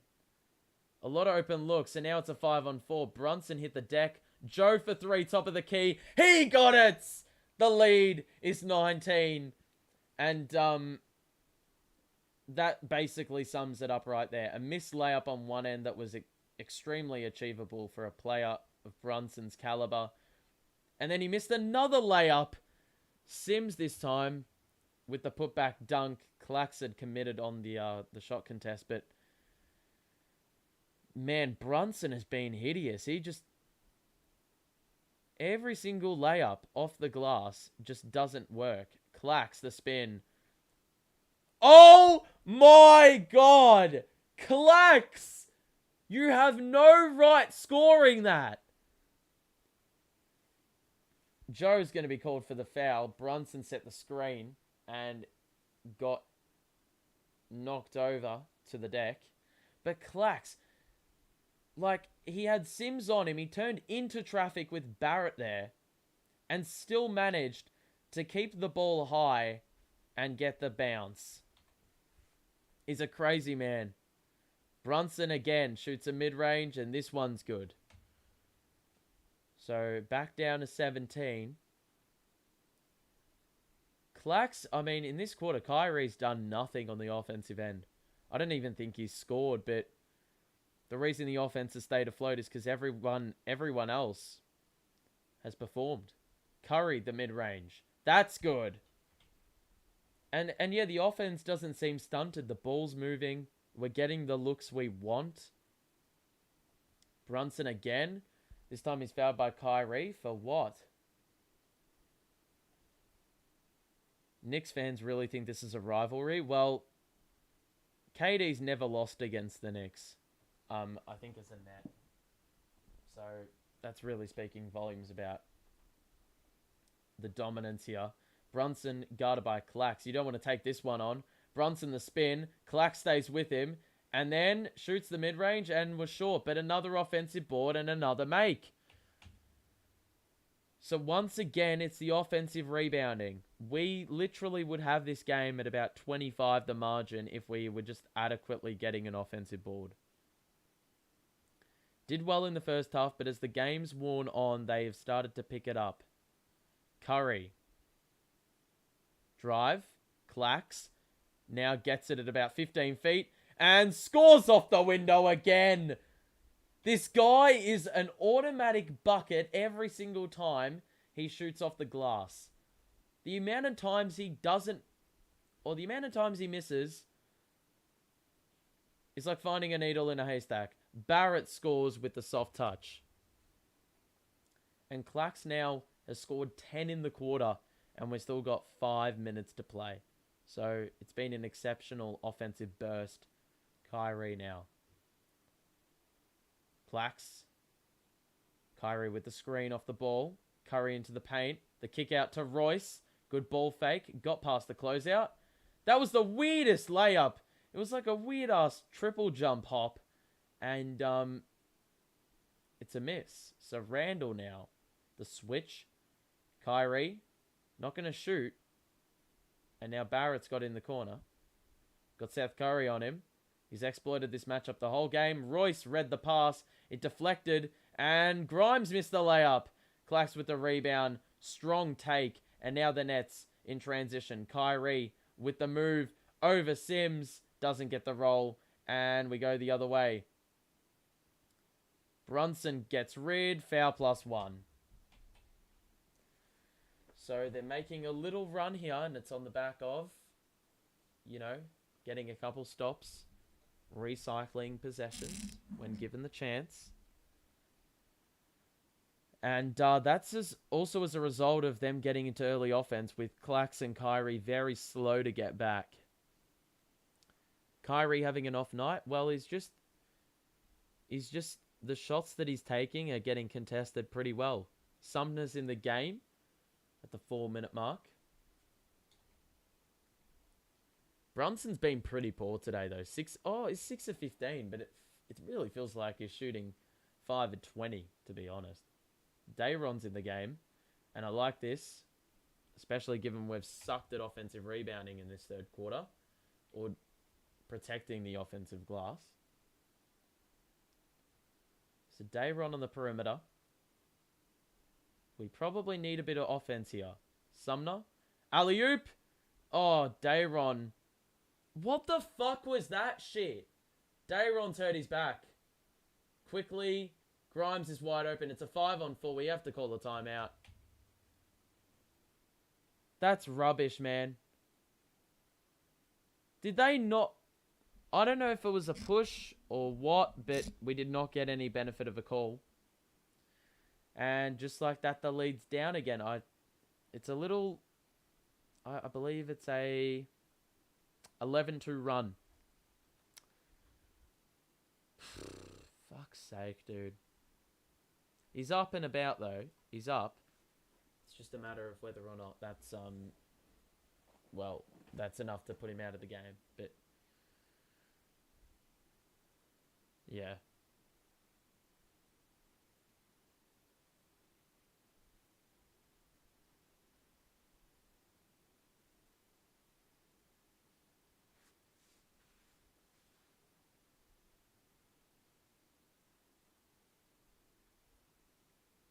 Alrighty.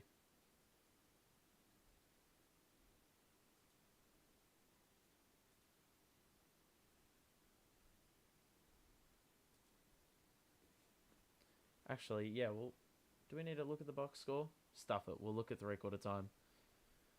I'm just a little bit scared. 11-point game. Leads diminished a bit. It was low 20s, I believe, at the start of the quarter. He was questionable to play because of back soreness.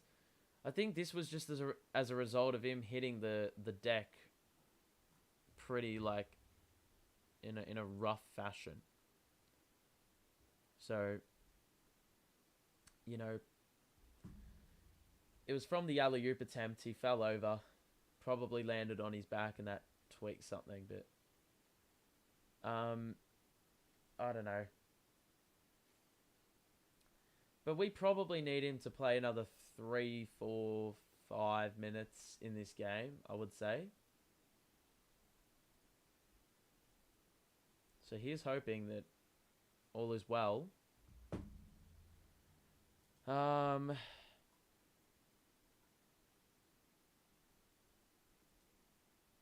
But the offense, yet again, is fine.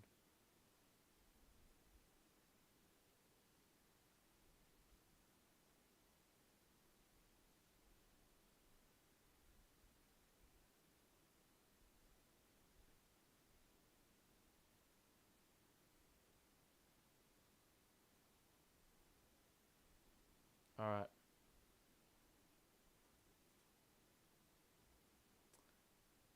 Okay.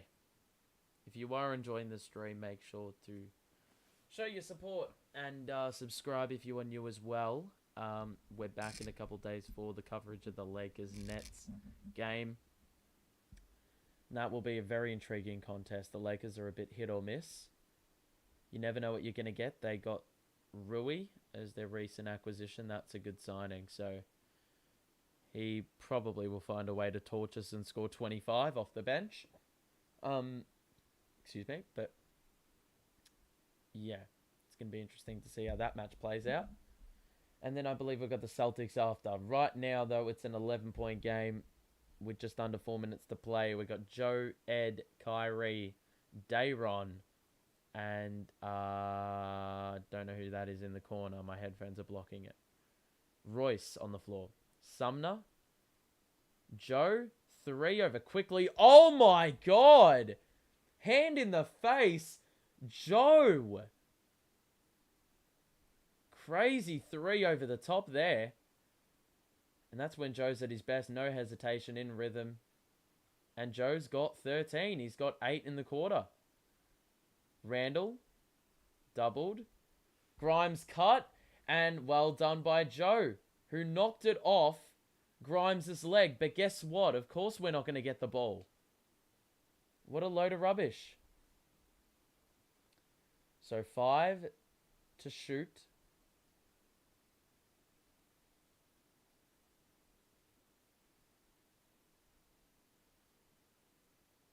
So Brunson looking for a pass off the inbounds. And it's quickly They're going to have to shoot it, and Utah went under the screen. Oh, my God. When are you going to get the message? He scored every single one of his points from top of the key on the exact same action. Well, every single one of his threes. Sumner for 3. He got it! Oh, my life. How many threes have we got in this game? It has to be pushing on 16, I reckon. Brunson, good help defense, but for fuck's sake, Sumner. The offense in this, or the defense in this quarter's fucking fallen off a cliff. And why? Because they've gotten a number of and ones first, and they've gotten a ton of offensive rebounds second. Turnovers, we've kept that in check, but that aside, Brunson's got it. Back to 11. And so the Knicks have got 38 points in the paint to 24. You're really getting a vision of how this game's played out. Sumner passed it straight to no one. And now the Knicks in transition. Quickly. Randall shoots over Royce. He missed it. Oh my life, Curry. And those ones you just have to collect. You just have to collect those rebounds. Good defense by Royce to force a contested 3. But Seth, man, come on.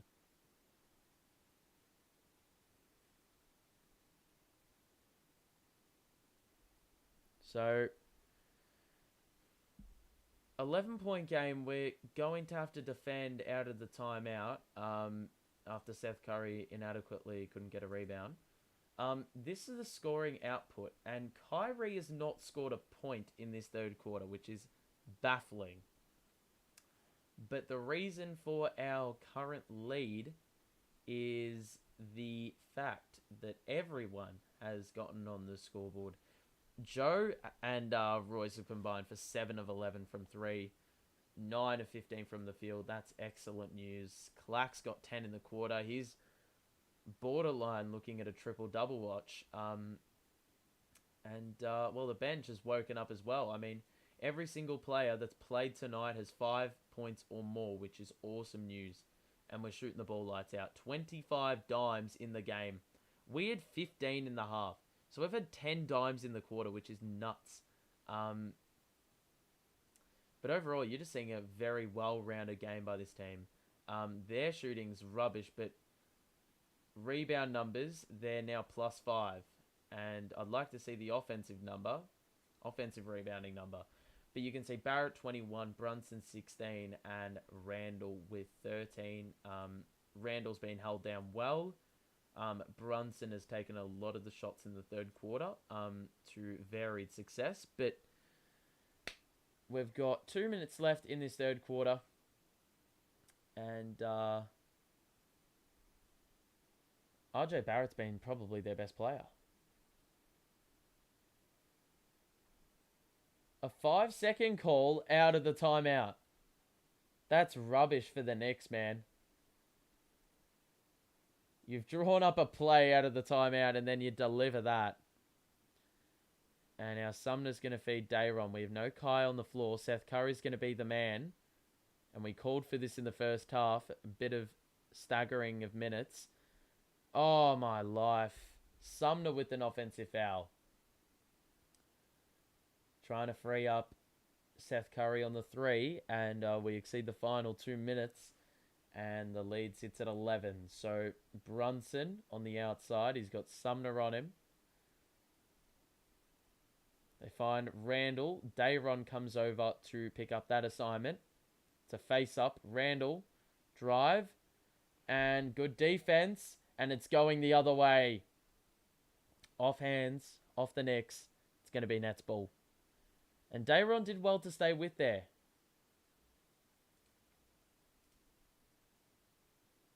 So Royce. Now Seth Curry. Looking for an option. They're playing a bit of 3-2 zone by the looks. Sumner in the corner. Back out to Utah. Drive. Shoots a midi. It's short. And a rebound by the Knicks. I tell you what, it's smart to play the zone.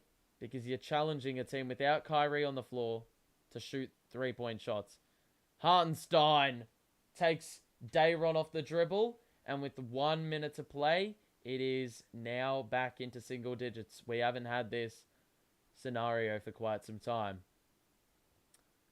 But it's going to be imperative that we get a couple buckets late here. Curry bounce pass to Dayron. Kick out. Royce is wide open. Oh my God, that usually is money. And now the Knicks can make even further inroads. Randall into the paint. Kick out to Quickly. That's wide open. He airballed it. And Sumner saves it, falling out of bounds. So that would have been a big three if you could make it. But much like Royce on the other end, could not knock it down. Curry from way downtown. What is that rubbish? And Seth Curry, I can't help but think that's not the shot, man. So Brunson going to slow down the tempo. The shot clock is way too fast. Brunson, cross into the paint. Forced into a pass. Hartenstein with a flip. And it's down to 7 the margin. And Kyrie goes to the bench. Clax goes to the bench. And it turns to shit. 3 to shoot. Sumner gonna have to pull up. And it's off. Brunson got fucking decked by Dayron on the bruising screen. And he's taken some time to get up. So the lead was out to as much as 19. And all of a sudden, it's dwindled down to 7. So we've got a ball game here. But Seth Curry needs to stop. Stop shooting bullshit threes early in the shot clock. I just want to shed some light on who... Yeah, Seth Curry, 3 of 6.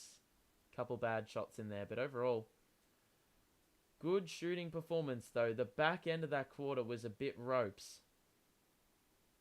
Knicks ain't shooting the ball well, but, you know, we've got to... For a team that scored 15 threes on over 50%, like, we should have this game in the bag, but we've left the door slightly ajar. The offensive rebounding number, they had about 7 at halftime. They've now got 12 offensive rebounds. 5 in that quarter.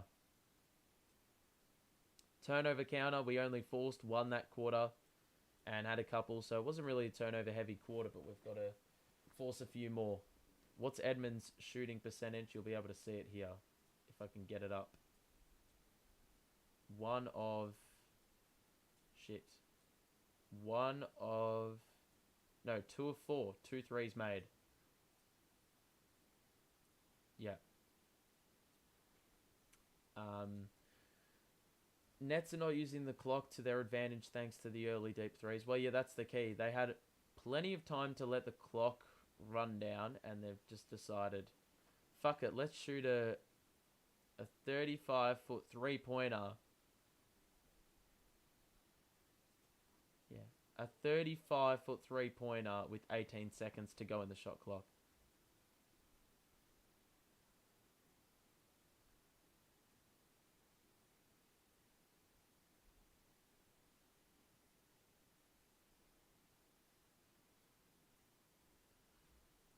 Damn, whoever that...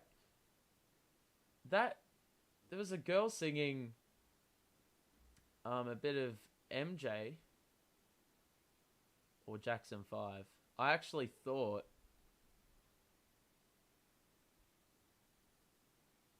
Was it a girl? I don't even know if it was a bloke or a girl, but...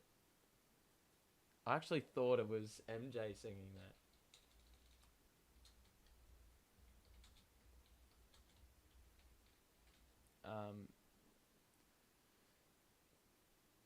Yeah, singing "I Want You Back." That was pretty good. But let's get back to basketball, shall we? Okay. 88-81, the score. The equation is obviously this. Do not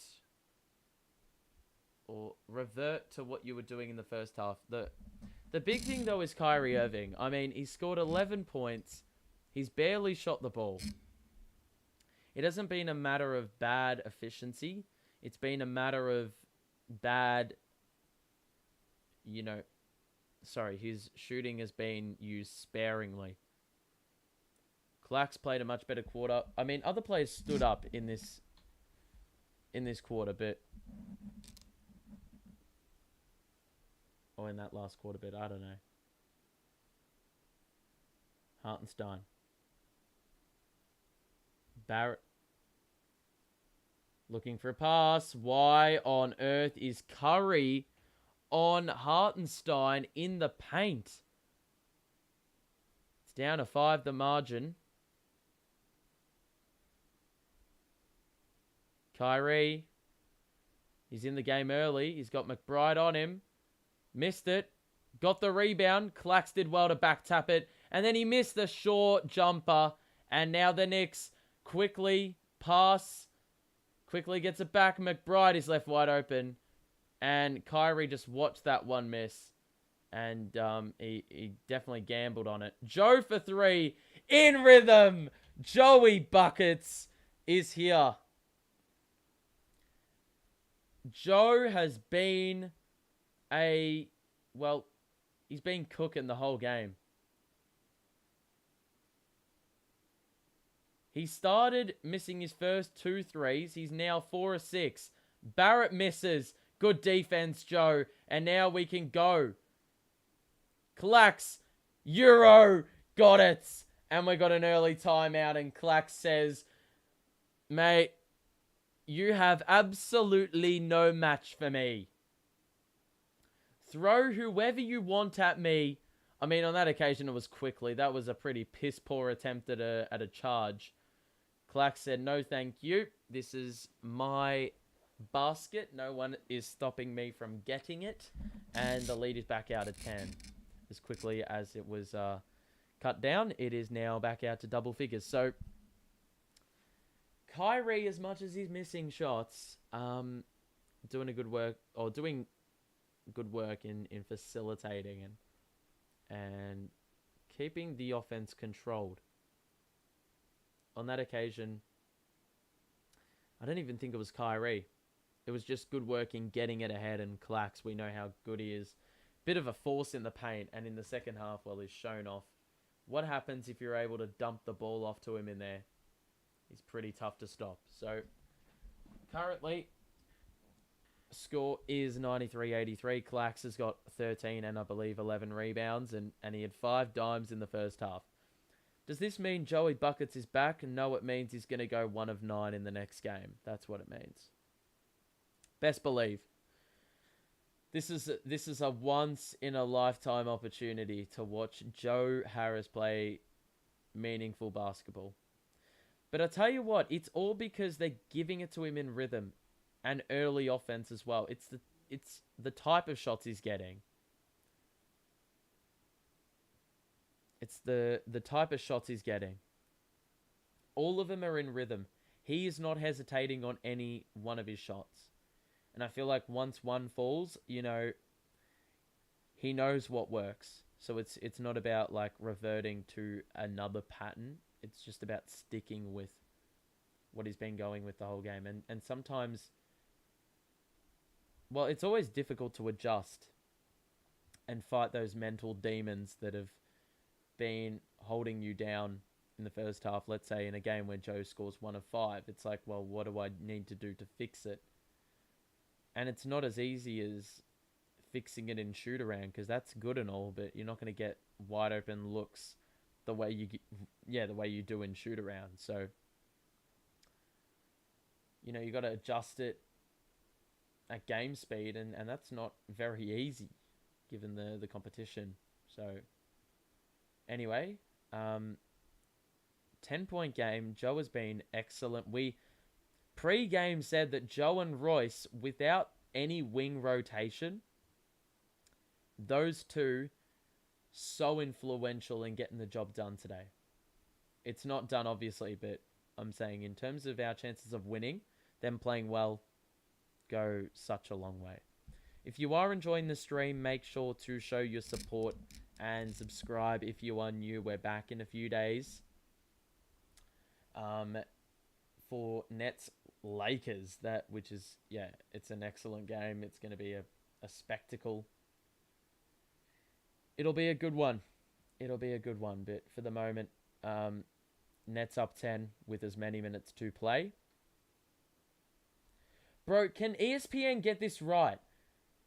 They literally said that Jacques Vaughn, this is his second stint as replacement Nets coach or something of the sort. As acting head coach. He's not the acting head coach. He is the head coach. Get it right. So, Utah on the outside to Seth Curry. We've got the starting five on the floor aside from your boy Utah, who's in place of Royce. Joe's open again. He's automatic, except he missed it.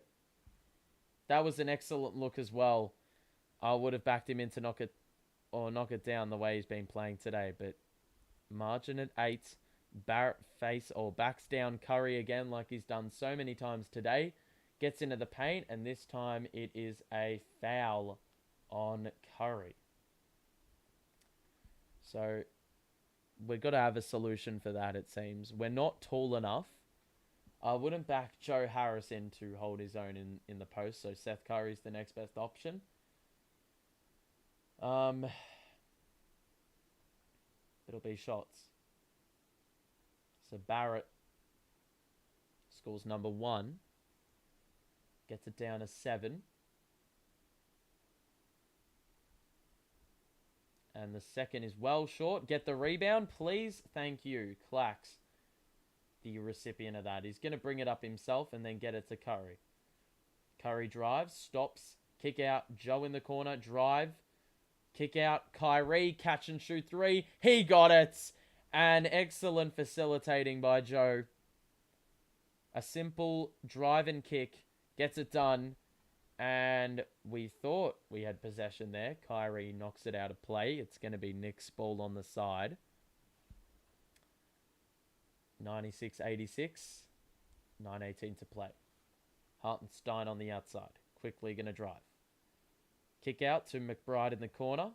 Goes down the middle. Clax skies across. But McBride gets it over the top. And it's back down to 8. So Kyrie gonna drive. Stop from the elbow. Got it. And immediately having a scoring impact, unlike what he was able to do in the third quarter, should I say. Where he didn't score a damn bucket. He didn't even shoot one, I'd like to think. Quickly on the wing. He's now passed it to Hartenstein, who's got Joe on him in the post. Hartenstein off the glass. That's good. And it's just way too easy. I mean, you cannot switch that. It's way too easy. Kyrie.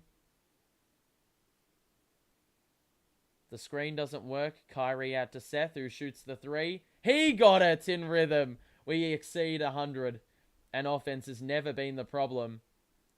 But it's about getting these stops now to get the game over and done with. Quickly to Toppin. Back to Quickly. Calls for the screen. And now Clax guarding Quickly on the outside. Oh, bit of miscommunication. Hartenstein thought it was going one way.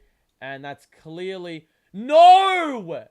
No fucking way! That's so far off the Knicks, bro. Are you taking the piss? Oh my God. That is rubbish officiating. It's so clearly off them. Fucking so dumb. You don't overturn that shit when it goes the other way, does it? Or you overturn it when it goes the other way. Skip past the Toppin. McBride catch and shoot in the corner. That's well off. It looks like they're going to live with the McBride 3s and die by the McBride 3s. Kyrie step back 3 from the wing. He got it again from 27 feet. And it's back out of 14. But we're going to get another timeout and the Knicks will call it. I mean, Kyrie, quiet third quarter. Last quarter comes out and scores 18 quick time. And just like that, the lead is ballooned to 14. Kyrie with an unsurprisingly excellent offensive contribution. I mean, he's missed the fourth quarter. He averages 9 a quarter in the last, and he's already got 8. So he's basically reached his requirement. But obviously, we're going to need a bit more if the game's going to be over and done with. Yeah. So, yeah. We'll look at the box score just for the vibes. You can see once again, in case you've missed it, every single Nets player has scored 5 or more. We have 19 threes already on ridiculous shooting. We've nearly at half our shot attempts and makes from threes alone, and that's really where the difference be at right now. Seth Curry got 9, and Kyrie's, he scored a couple threes in the quarter as well. Overall, Seth just needs to make one more bucket. We've gotten double figures from every single starter. And look, it feels like a very similar vibe to that Detroit game. Detroit, we were very lackluster in how we rotated, how we communicated, the way we were turning the ball over. And the opposition had a very well-rounded offensive output. And in this game, it's basically the exact same except the other way. We've got what? Yeah, we've got a solid 4 plays in double figures and a number of other players pushing that mark as well. I would assume this one's potentially done. Also, there are some links in the description. If you haven't voted for the mid-season awards yet that we are doing on this channel, make sure to do so. And also on top of that, we also have a couple of videos that I did. I mean, the Claxton one is probably the best watch. If you haven't watched it already, go ahead. Basically documenting his transformation as a player, in which, we know exactly what that looks like. But a video that tells all, make sure to check that one out in the description. Alrighty. Man, we've got some big games in the next week. We've got Boston next week on national TV. We've got the Lakers. All pretty huge games. So, 7:18 to play.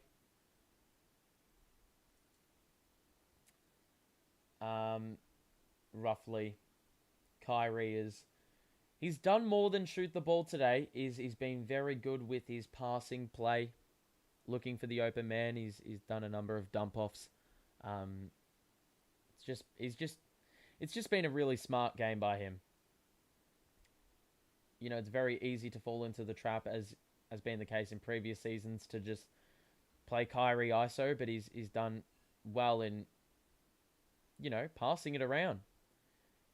And we've had plenty of threes and open looks as a result. Kyrie's got 4 fouls now. It's going to be a couple of shots with 7:13 to play. With the lead at 14. Excuse me. Okay, so Brunson shooting a couple.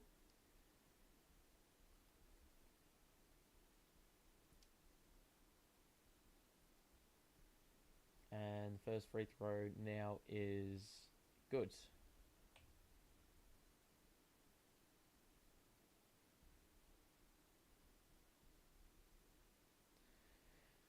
Ben did not play, injured. Yep, he's injured. TJ Warren's injured. So our wing rotation is basically non-existent. But Joe and Royce have really stood up in light of all that. So let's see if we can close this one out. Lead sits at 12. 7 minutes to play. Seth Curry got it. Gonna give it to Kyrie, and we will see what results from this. Kyrie is somewhat blitzed. Clax now looking for Kyrie again. Clax can take it off the dribble, and he is fouled. You can just see that. Clax, if he's not scoring off the window, he's getting fouled. So he's troubling there. And I nearly backed Claxton to score that one off the window as well. But no cigar. It will be free throws for Clax. And he misses again. So much inconsistency in that free throw routine. But every point counts. If he can get one here, that'd be nice. His career high of 6 assists has come tonight. And he basically eclipsed that in the entire first half. Where he had 5. So second free throw for Clax is also off. And we don't try swarm for the rebound.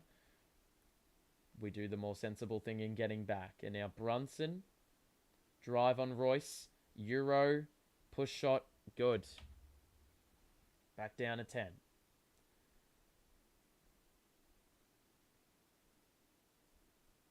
So now Kyrie. Cross. Good screen, Clax. Fake the pass. Oh my life, bro. That's so bullshit. How the fuck isn't that goaltending?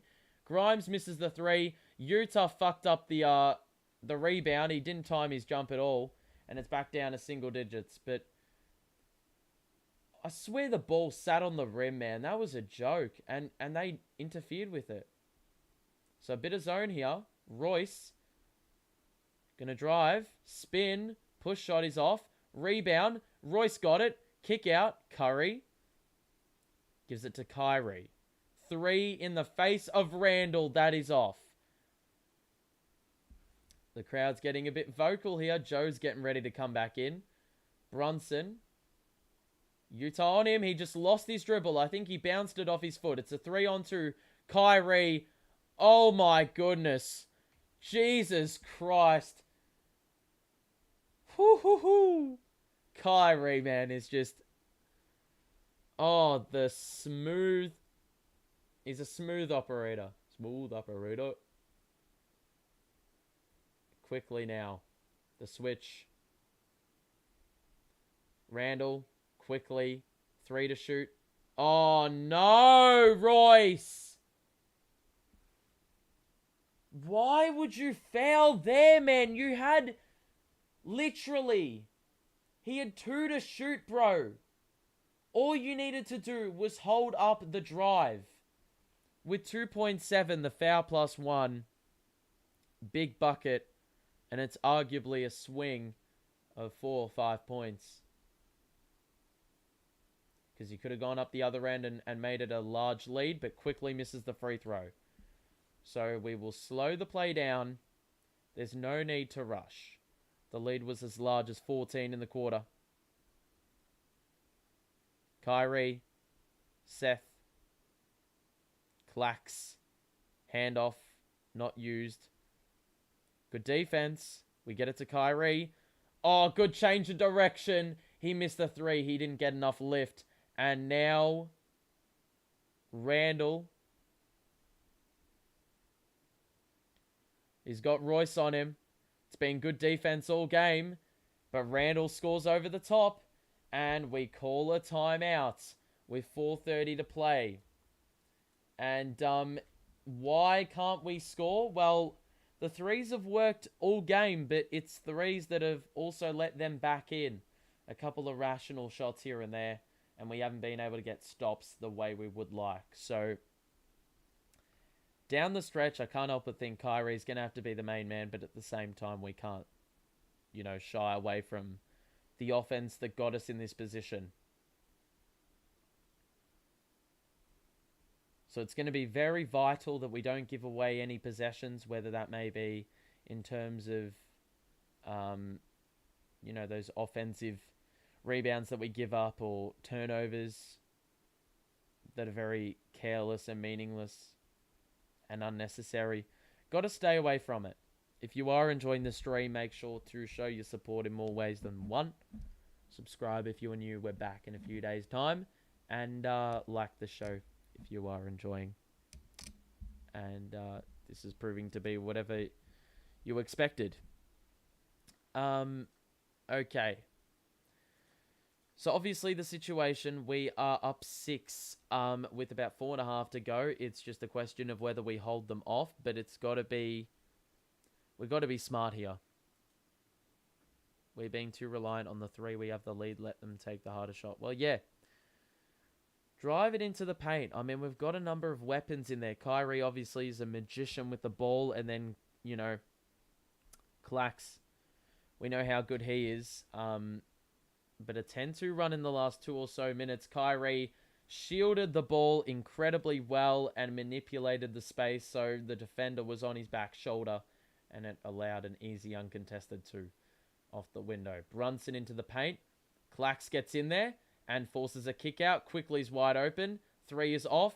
And it's out of play and off the hands of the Knicks. So it will be Nets ball, and that's exactly what we want. Quickly in the corner was a little bit scary there for a moment because it was a wide open 3, but we can reinforce the lead. Kyrie! Oh my life! Stop shooting the 3, Kai! Enough of the 3 and just drive into the paint. I get that you're trying to mix it up, but that's very clearly not working for you right now. Quickly in the other corner, he got it. And now it's down to 5. It hasn't been this tight for a long time. So Seth Curry gonna drive. He's blocked. Sims with the block.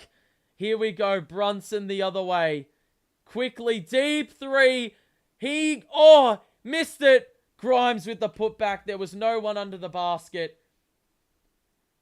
Oh, shit. Of course, dude. Of course this had to happen. Kyrie, enough of the 3s.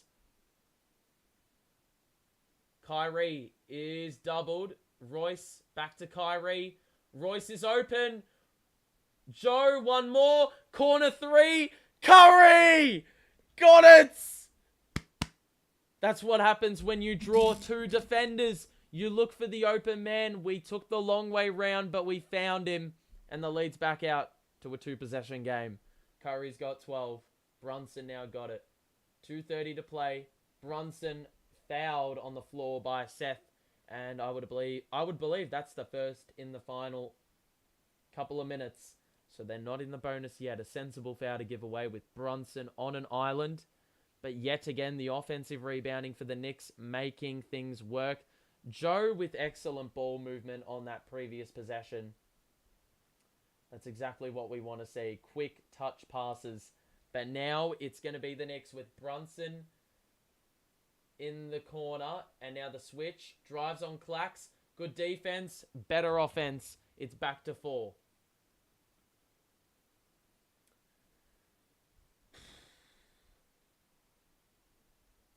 So Kyrie. High screen Clax. Spin. Drive. Into the paint. The push is off. The rebound for the Knicks. Kyrie. He got in the paint. Randall not going to shoot a 3. Surely not. He's got Seth Curry on him. You got to attack this. He gets through. He passed it out to Grimes. The 3 is off. And it's surely net ball. And is. I mean, we got let off the hook there. We got let off the hook there. It's a 4-point game. That 3 would have made it a 1-point game. You got to like the playmaking by Randall. The pass was on. It was just about conversion. And unfortunately, in that scenario, no success there. And now the Nets have another opportunity to reinforce the lead. A 3 would be handy, but I would go for a 2. We just got to find the best shot, and that's a terrible foul to give away if you are the Knicks. A push after Seth Curry was going for one of those little slip screens. Yeah. So Brunson, little nudge. Curry with a little bit of theatrics there. But we got 90 seconds to play. It's a 2-possession game. We could do with a 3. They're playing a 3-2 zone. Kyrie in an ISO. 3 to shoot. He got it! Oh my life. It's such a bad shot, but he knocks it down in the face of the defender. Gets it to a 3-possession game. And now we have a blocking foul on Joe Harris. It will be shots. Kyrie has got 15 in the quarter. That 3 was on Grimes. It wasn't a very good offensive possession. No ball movement whatsoever, but sometimes you just let greatness take over, and Kyrie in the hands, well, in the face of the defender, was able to score over the outstretched arm. So 15 for Kai. It will be free throws for Brunson. The game is not over. Brunson makes 1. So this is, you know, an ideal scenario for the Knicks because they cut the deficit without any time evaporating.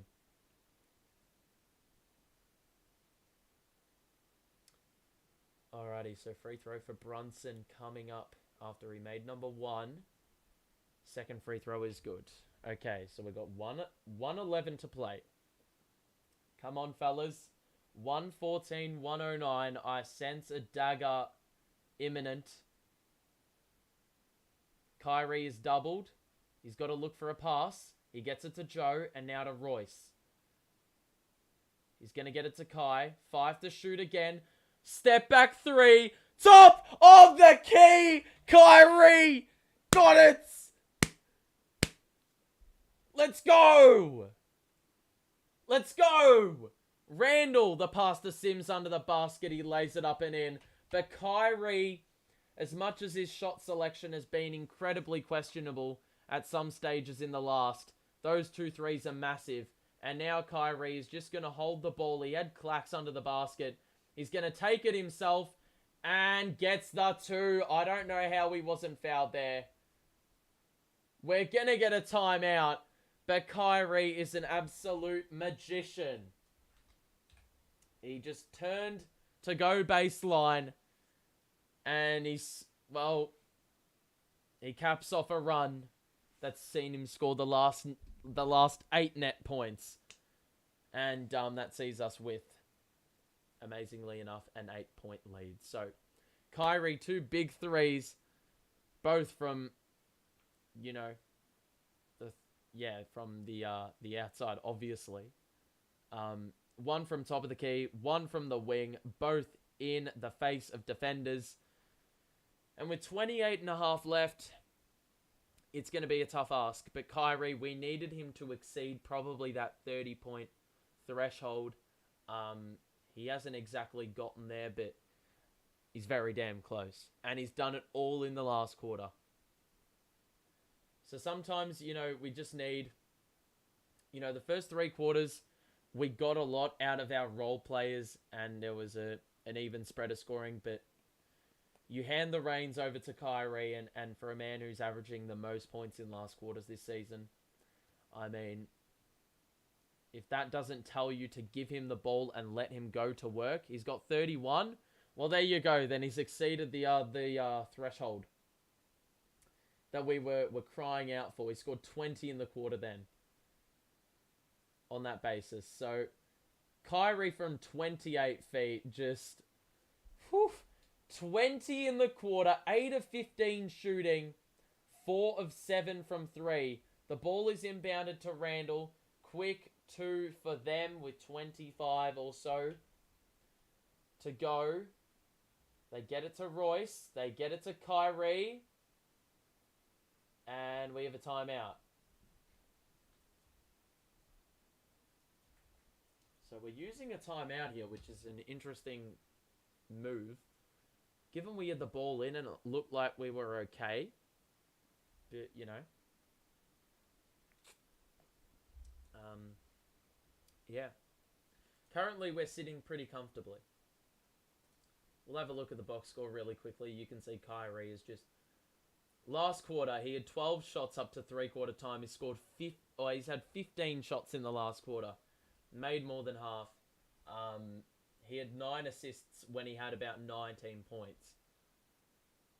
And he's now got 31 with the same assist mark. I mean, that's really speaking volumes about how the game's, you know, progressed in this last quarter. But Royce and Joe have been big in this game as well. Those two have combined for more than 50% shooting. That's what we needed from them. But now it's just about closing this game out. Those who are enjoying the stream, make sure to show your support and subscribe if you are new. We're back for Nets Lakers. Hopefully it provides a little bit more of a spectacle than this one. It was pretty, pretty much in the Nets' favour for the entirety of the way until the last quarter, where the Knicks went on a bit of a run and instilled a little bit of anxiety. But right now, we're in a comfy position. The key, though, is inbounding the ball. That is the situation. We're actually bringing it in the backcourt. So a little bit of space to operate. Oh my god, that was really ropes. Kyrie's been trapped. No! He stood out of play. That's a load of bollocks. I tell you what. Are you taking the piss? Did he not get bumped? He did stand out of bounds.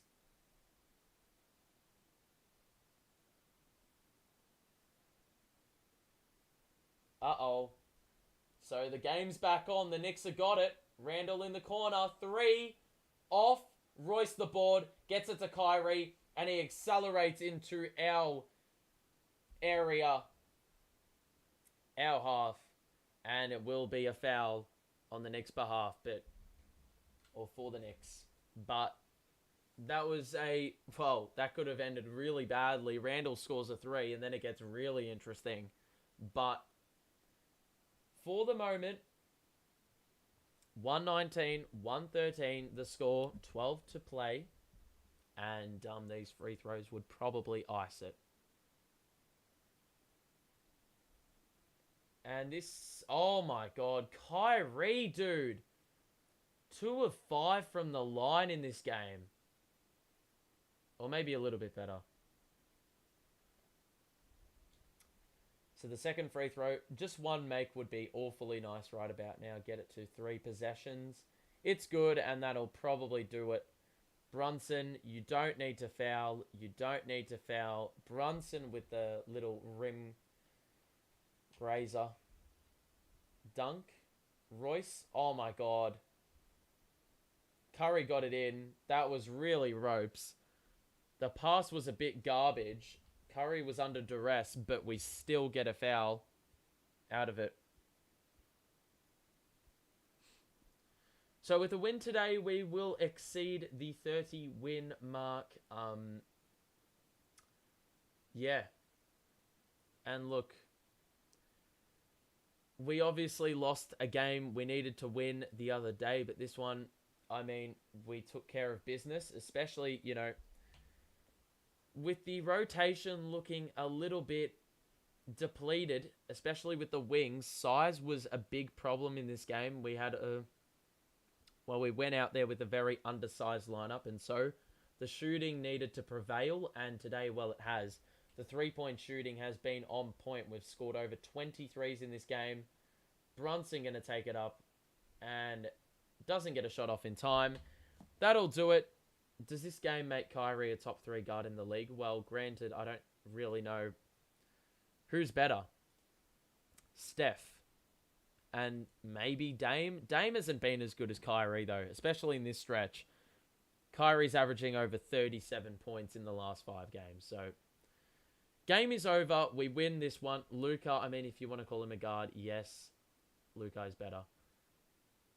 But Kyrie's definitely top 3. 100%. Let's have a look at the box score. We're closing this one out. We win. We're now 3-6 without KD in this stretch. A game we needed to win, with the upcoming stretch of games being particularly difficult. We will have a look at the box score, and you can see that we got all 5 starters shooting in double figures. Kyrie took the game by the scruff of the neck in the last quarter and scored 21 points, I do believe, after not scoring any in the third quarter. Royce and Joe combined for 8 of 14 from 3. That was incredibly important in, our prospects of winning this game as well. We needed it. We needed that output, especially with TJ and Ben out. Granted, they weren't really providing anything offensively in recent games, but we needed this. Was this an away game? No, it wasn't. It was at Barclays. Seth Curry has 14. or had 14. Scored a couple big threes late in the game as well. Those two really stood up, Kyrie and Curry. Clax in the third quarter scored 10 of his 13, and that was pretty important as well. He's 6 of 6 from the field. Another very complete game by him. And yeah, overall, Royce's defense on Julius Randle was something that I don't think can be underestimated. It was, or understated. It was an exceptional shift put in by Royce in this game. And then you look at the bench, and in previous games, there's always been concern about the scoring output, but in the first half especially, this team really stood up, or this bench unit really stood up and provided some much needed scoring output when we needed it. Look good without Ben. Well, yeah, we did. The offense seemed to be much more free-flowing. I mean, look at how many threes we scored, dude. 22 three-pointers. And 31 dimes. The assist number's not usually affected with Ben, but in terms of the overall flow, the ball was moving much quicker. We didn't seem stunted because Ben was holding up, his dribble as he gets in the paint because he's scared to shoot. And that hinders the half-court offense. We were just getting into sets really, really quickly. And the 22 threes have resulted from that. Sumner with 2 threes. Cam with 1. It was a chuck-up, but whatever. Utah 3 threes in the second quarter, I think. And Kyrie doing well there. Free throw numbers, I mean, that was a bit shitty, but we kept the Knicks off the line for the most part, which was pretty good. They shot the ball okay. The offensive rebounding number was a problem. We got out-rebounded by 10 in the end, but luckily not punished enough there. The turnover number was much improved on previous games, and had we had 15 turnovers, the result of the game would have been much different. And then you look at the Knicks, well, we forced 10, but, it wasn't really a big turnover game overall. Randle goes 7 of 16 from the field, and once again, we talk about what Royce did well today, and holding Randle to under 20 in, a period of time where he's been dominating games. Credit to Royce, he's given up a lot of size. Brunson got 26, he picked up the pace in the second half, and Barrett was really good. Grimes with 10, it is what it is, and quickly with 16 off the bench, a nice little contribution from him. But overall, we were in control pretty much the entirety of the game, from start to end. Kyrie didn't really need to do much in the first 3 quarters because other players picked up the slack, and he was doing a good job of finding these players who knocked down their shots. And then, when it was time for him to take over, then, we saw what happened. Let's have a look at the chat.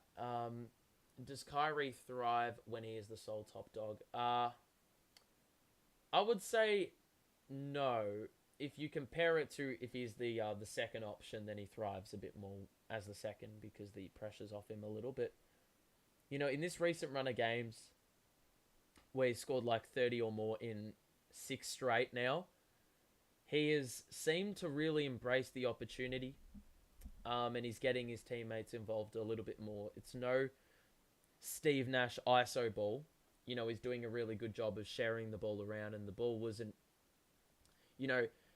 we scored 22 threes, but that wasn't on the back of Kyrie scoring 10. It was on the back of every single player getting involved and knocking down looks when they were given that chance. So, overall, a very good win. We also stayed out of foul trouble. That was always a positive, but we kept them at bay the whole game, really.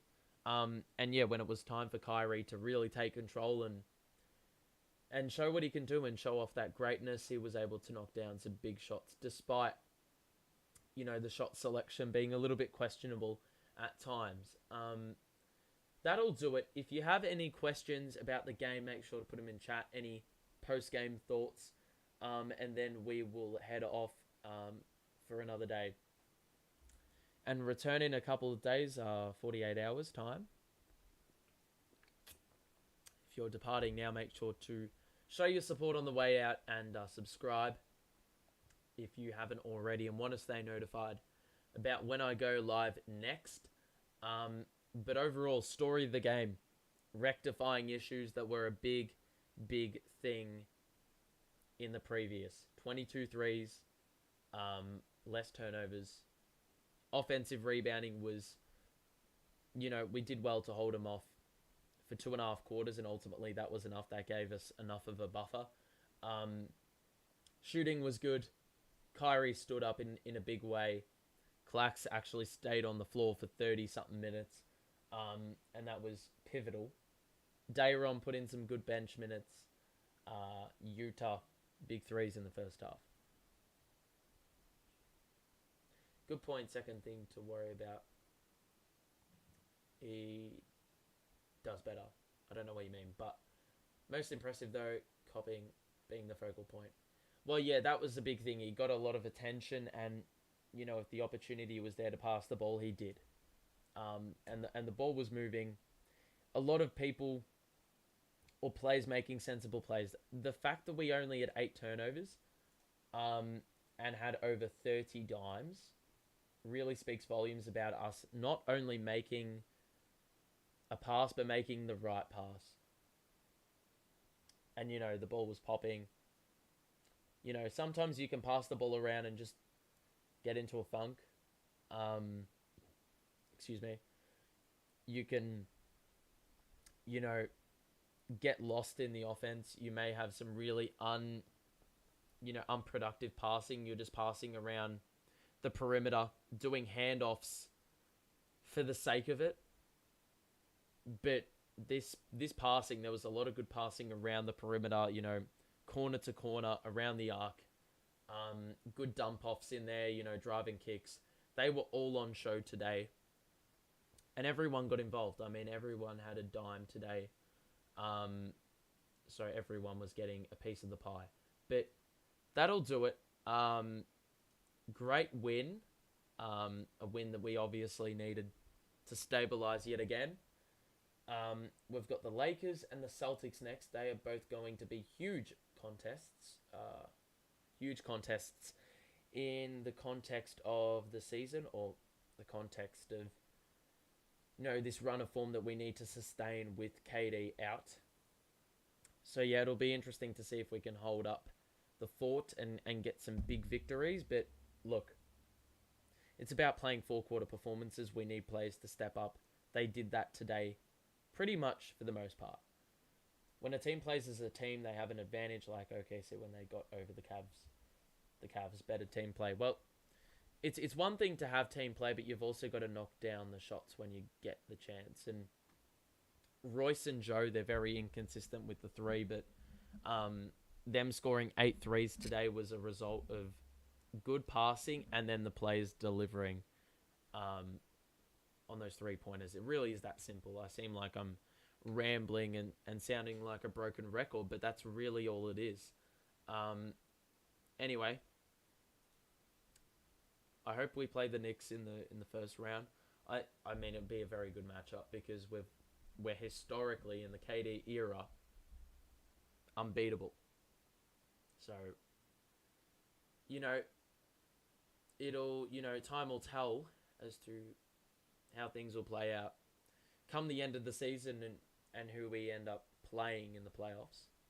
That's given we play in the playoffs, which should 95% chance that should happen. But anyway, I'm just going to stop here. I'm just talking nonsense at this point. Hope you enjoyed the stream. Show your support on the way out. And subscribe if you want to stay notified. Could we beat the Lakers with this lineup? Yeah, I would say so. The Lakers are a bit hit or miss, but AD and LeBron could be a problem to contain in terms of how tall they are. And Rui as well. I mean, we just need, as much as Ben cops a lot of shit, Ben needs to play. For size purposes. Switchability is needed. So, offense, even with Ben in the game, wasn't a problem. We've exceeded 120 points 3 games in a row. Ben played 2 of them. Very clearly, the difference, there wasn't really a difference. So, So it's going to be all in defense, and Ben makes us better defensively, no matter how you try to approach it. So let's hope that Ben's back for that. But odds are knee soreness. Who bloody knows? We're going to be, we're going to go the conservative path and probably not play him. But, in order to gear him up for the Celtics game, the game after. Ben v. LeBron might bring something out of him. Who knows, man? I don't know what the trigger is going to be for him. But we're done here. Thank you for tuning in. Hope you enjoy the rest of your day, your night, wherever you are. We will see you in a couple of days, and have a good one. Peace out, everyone.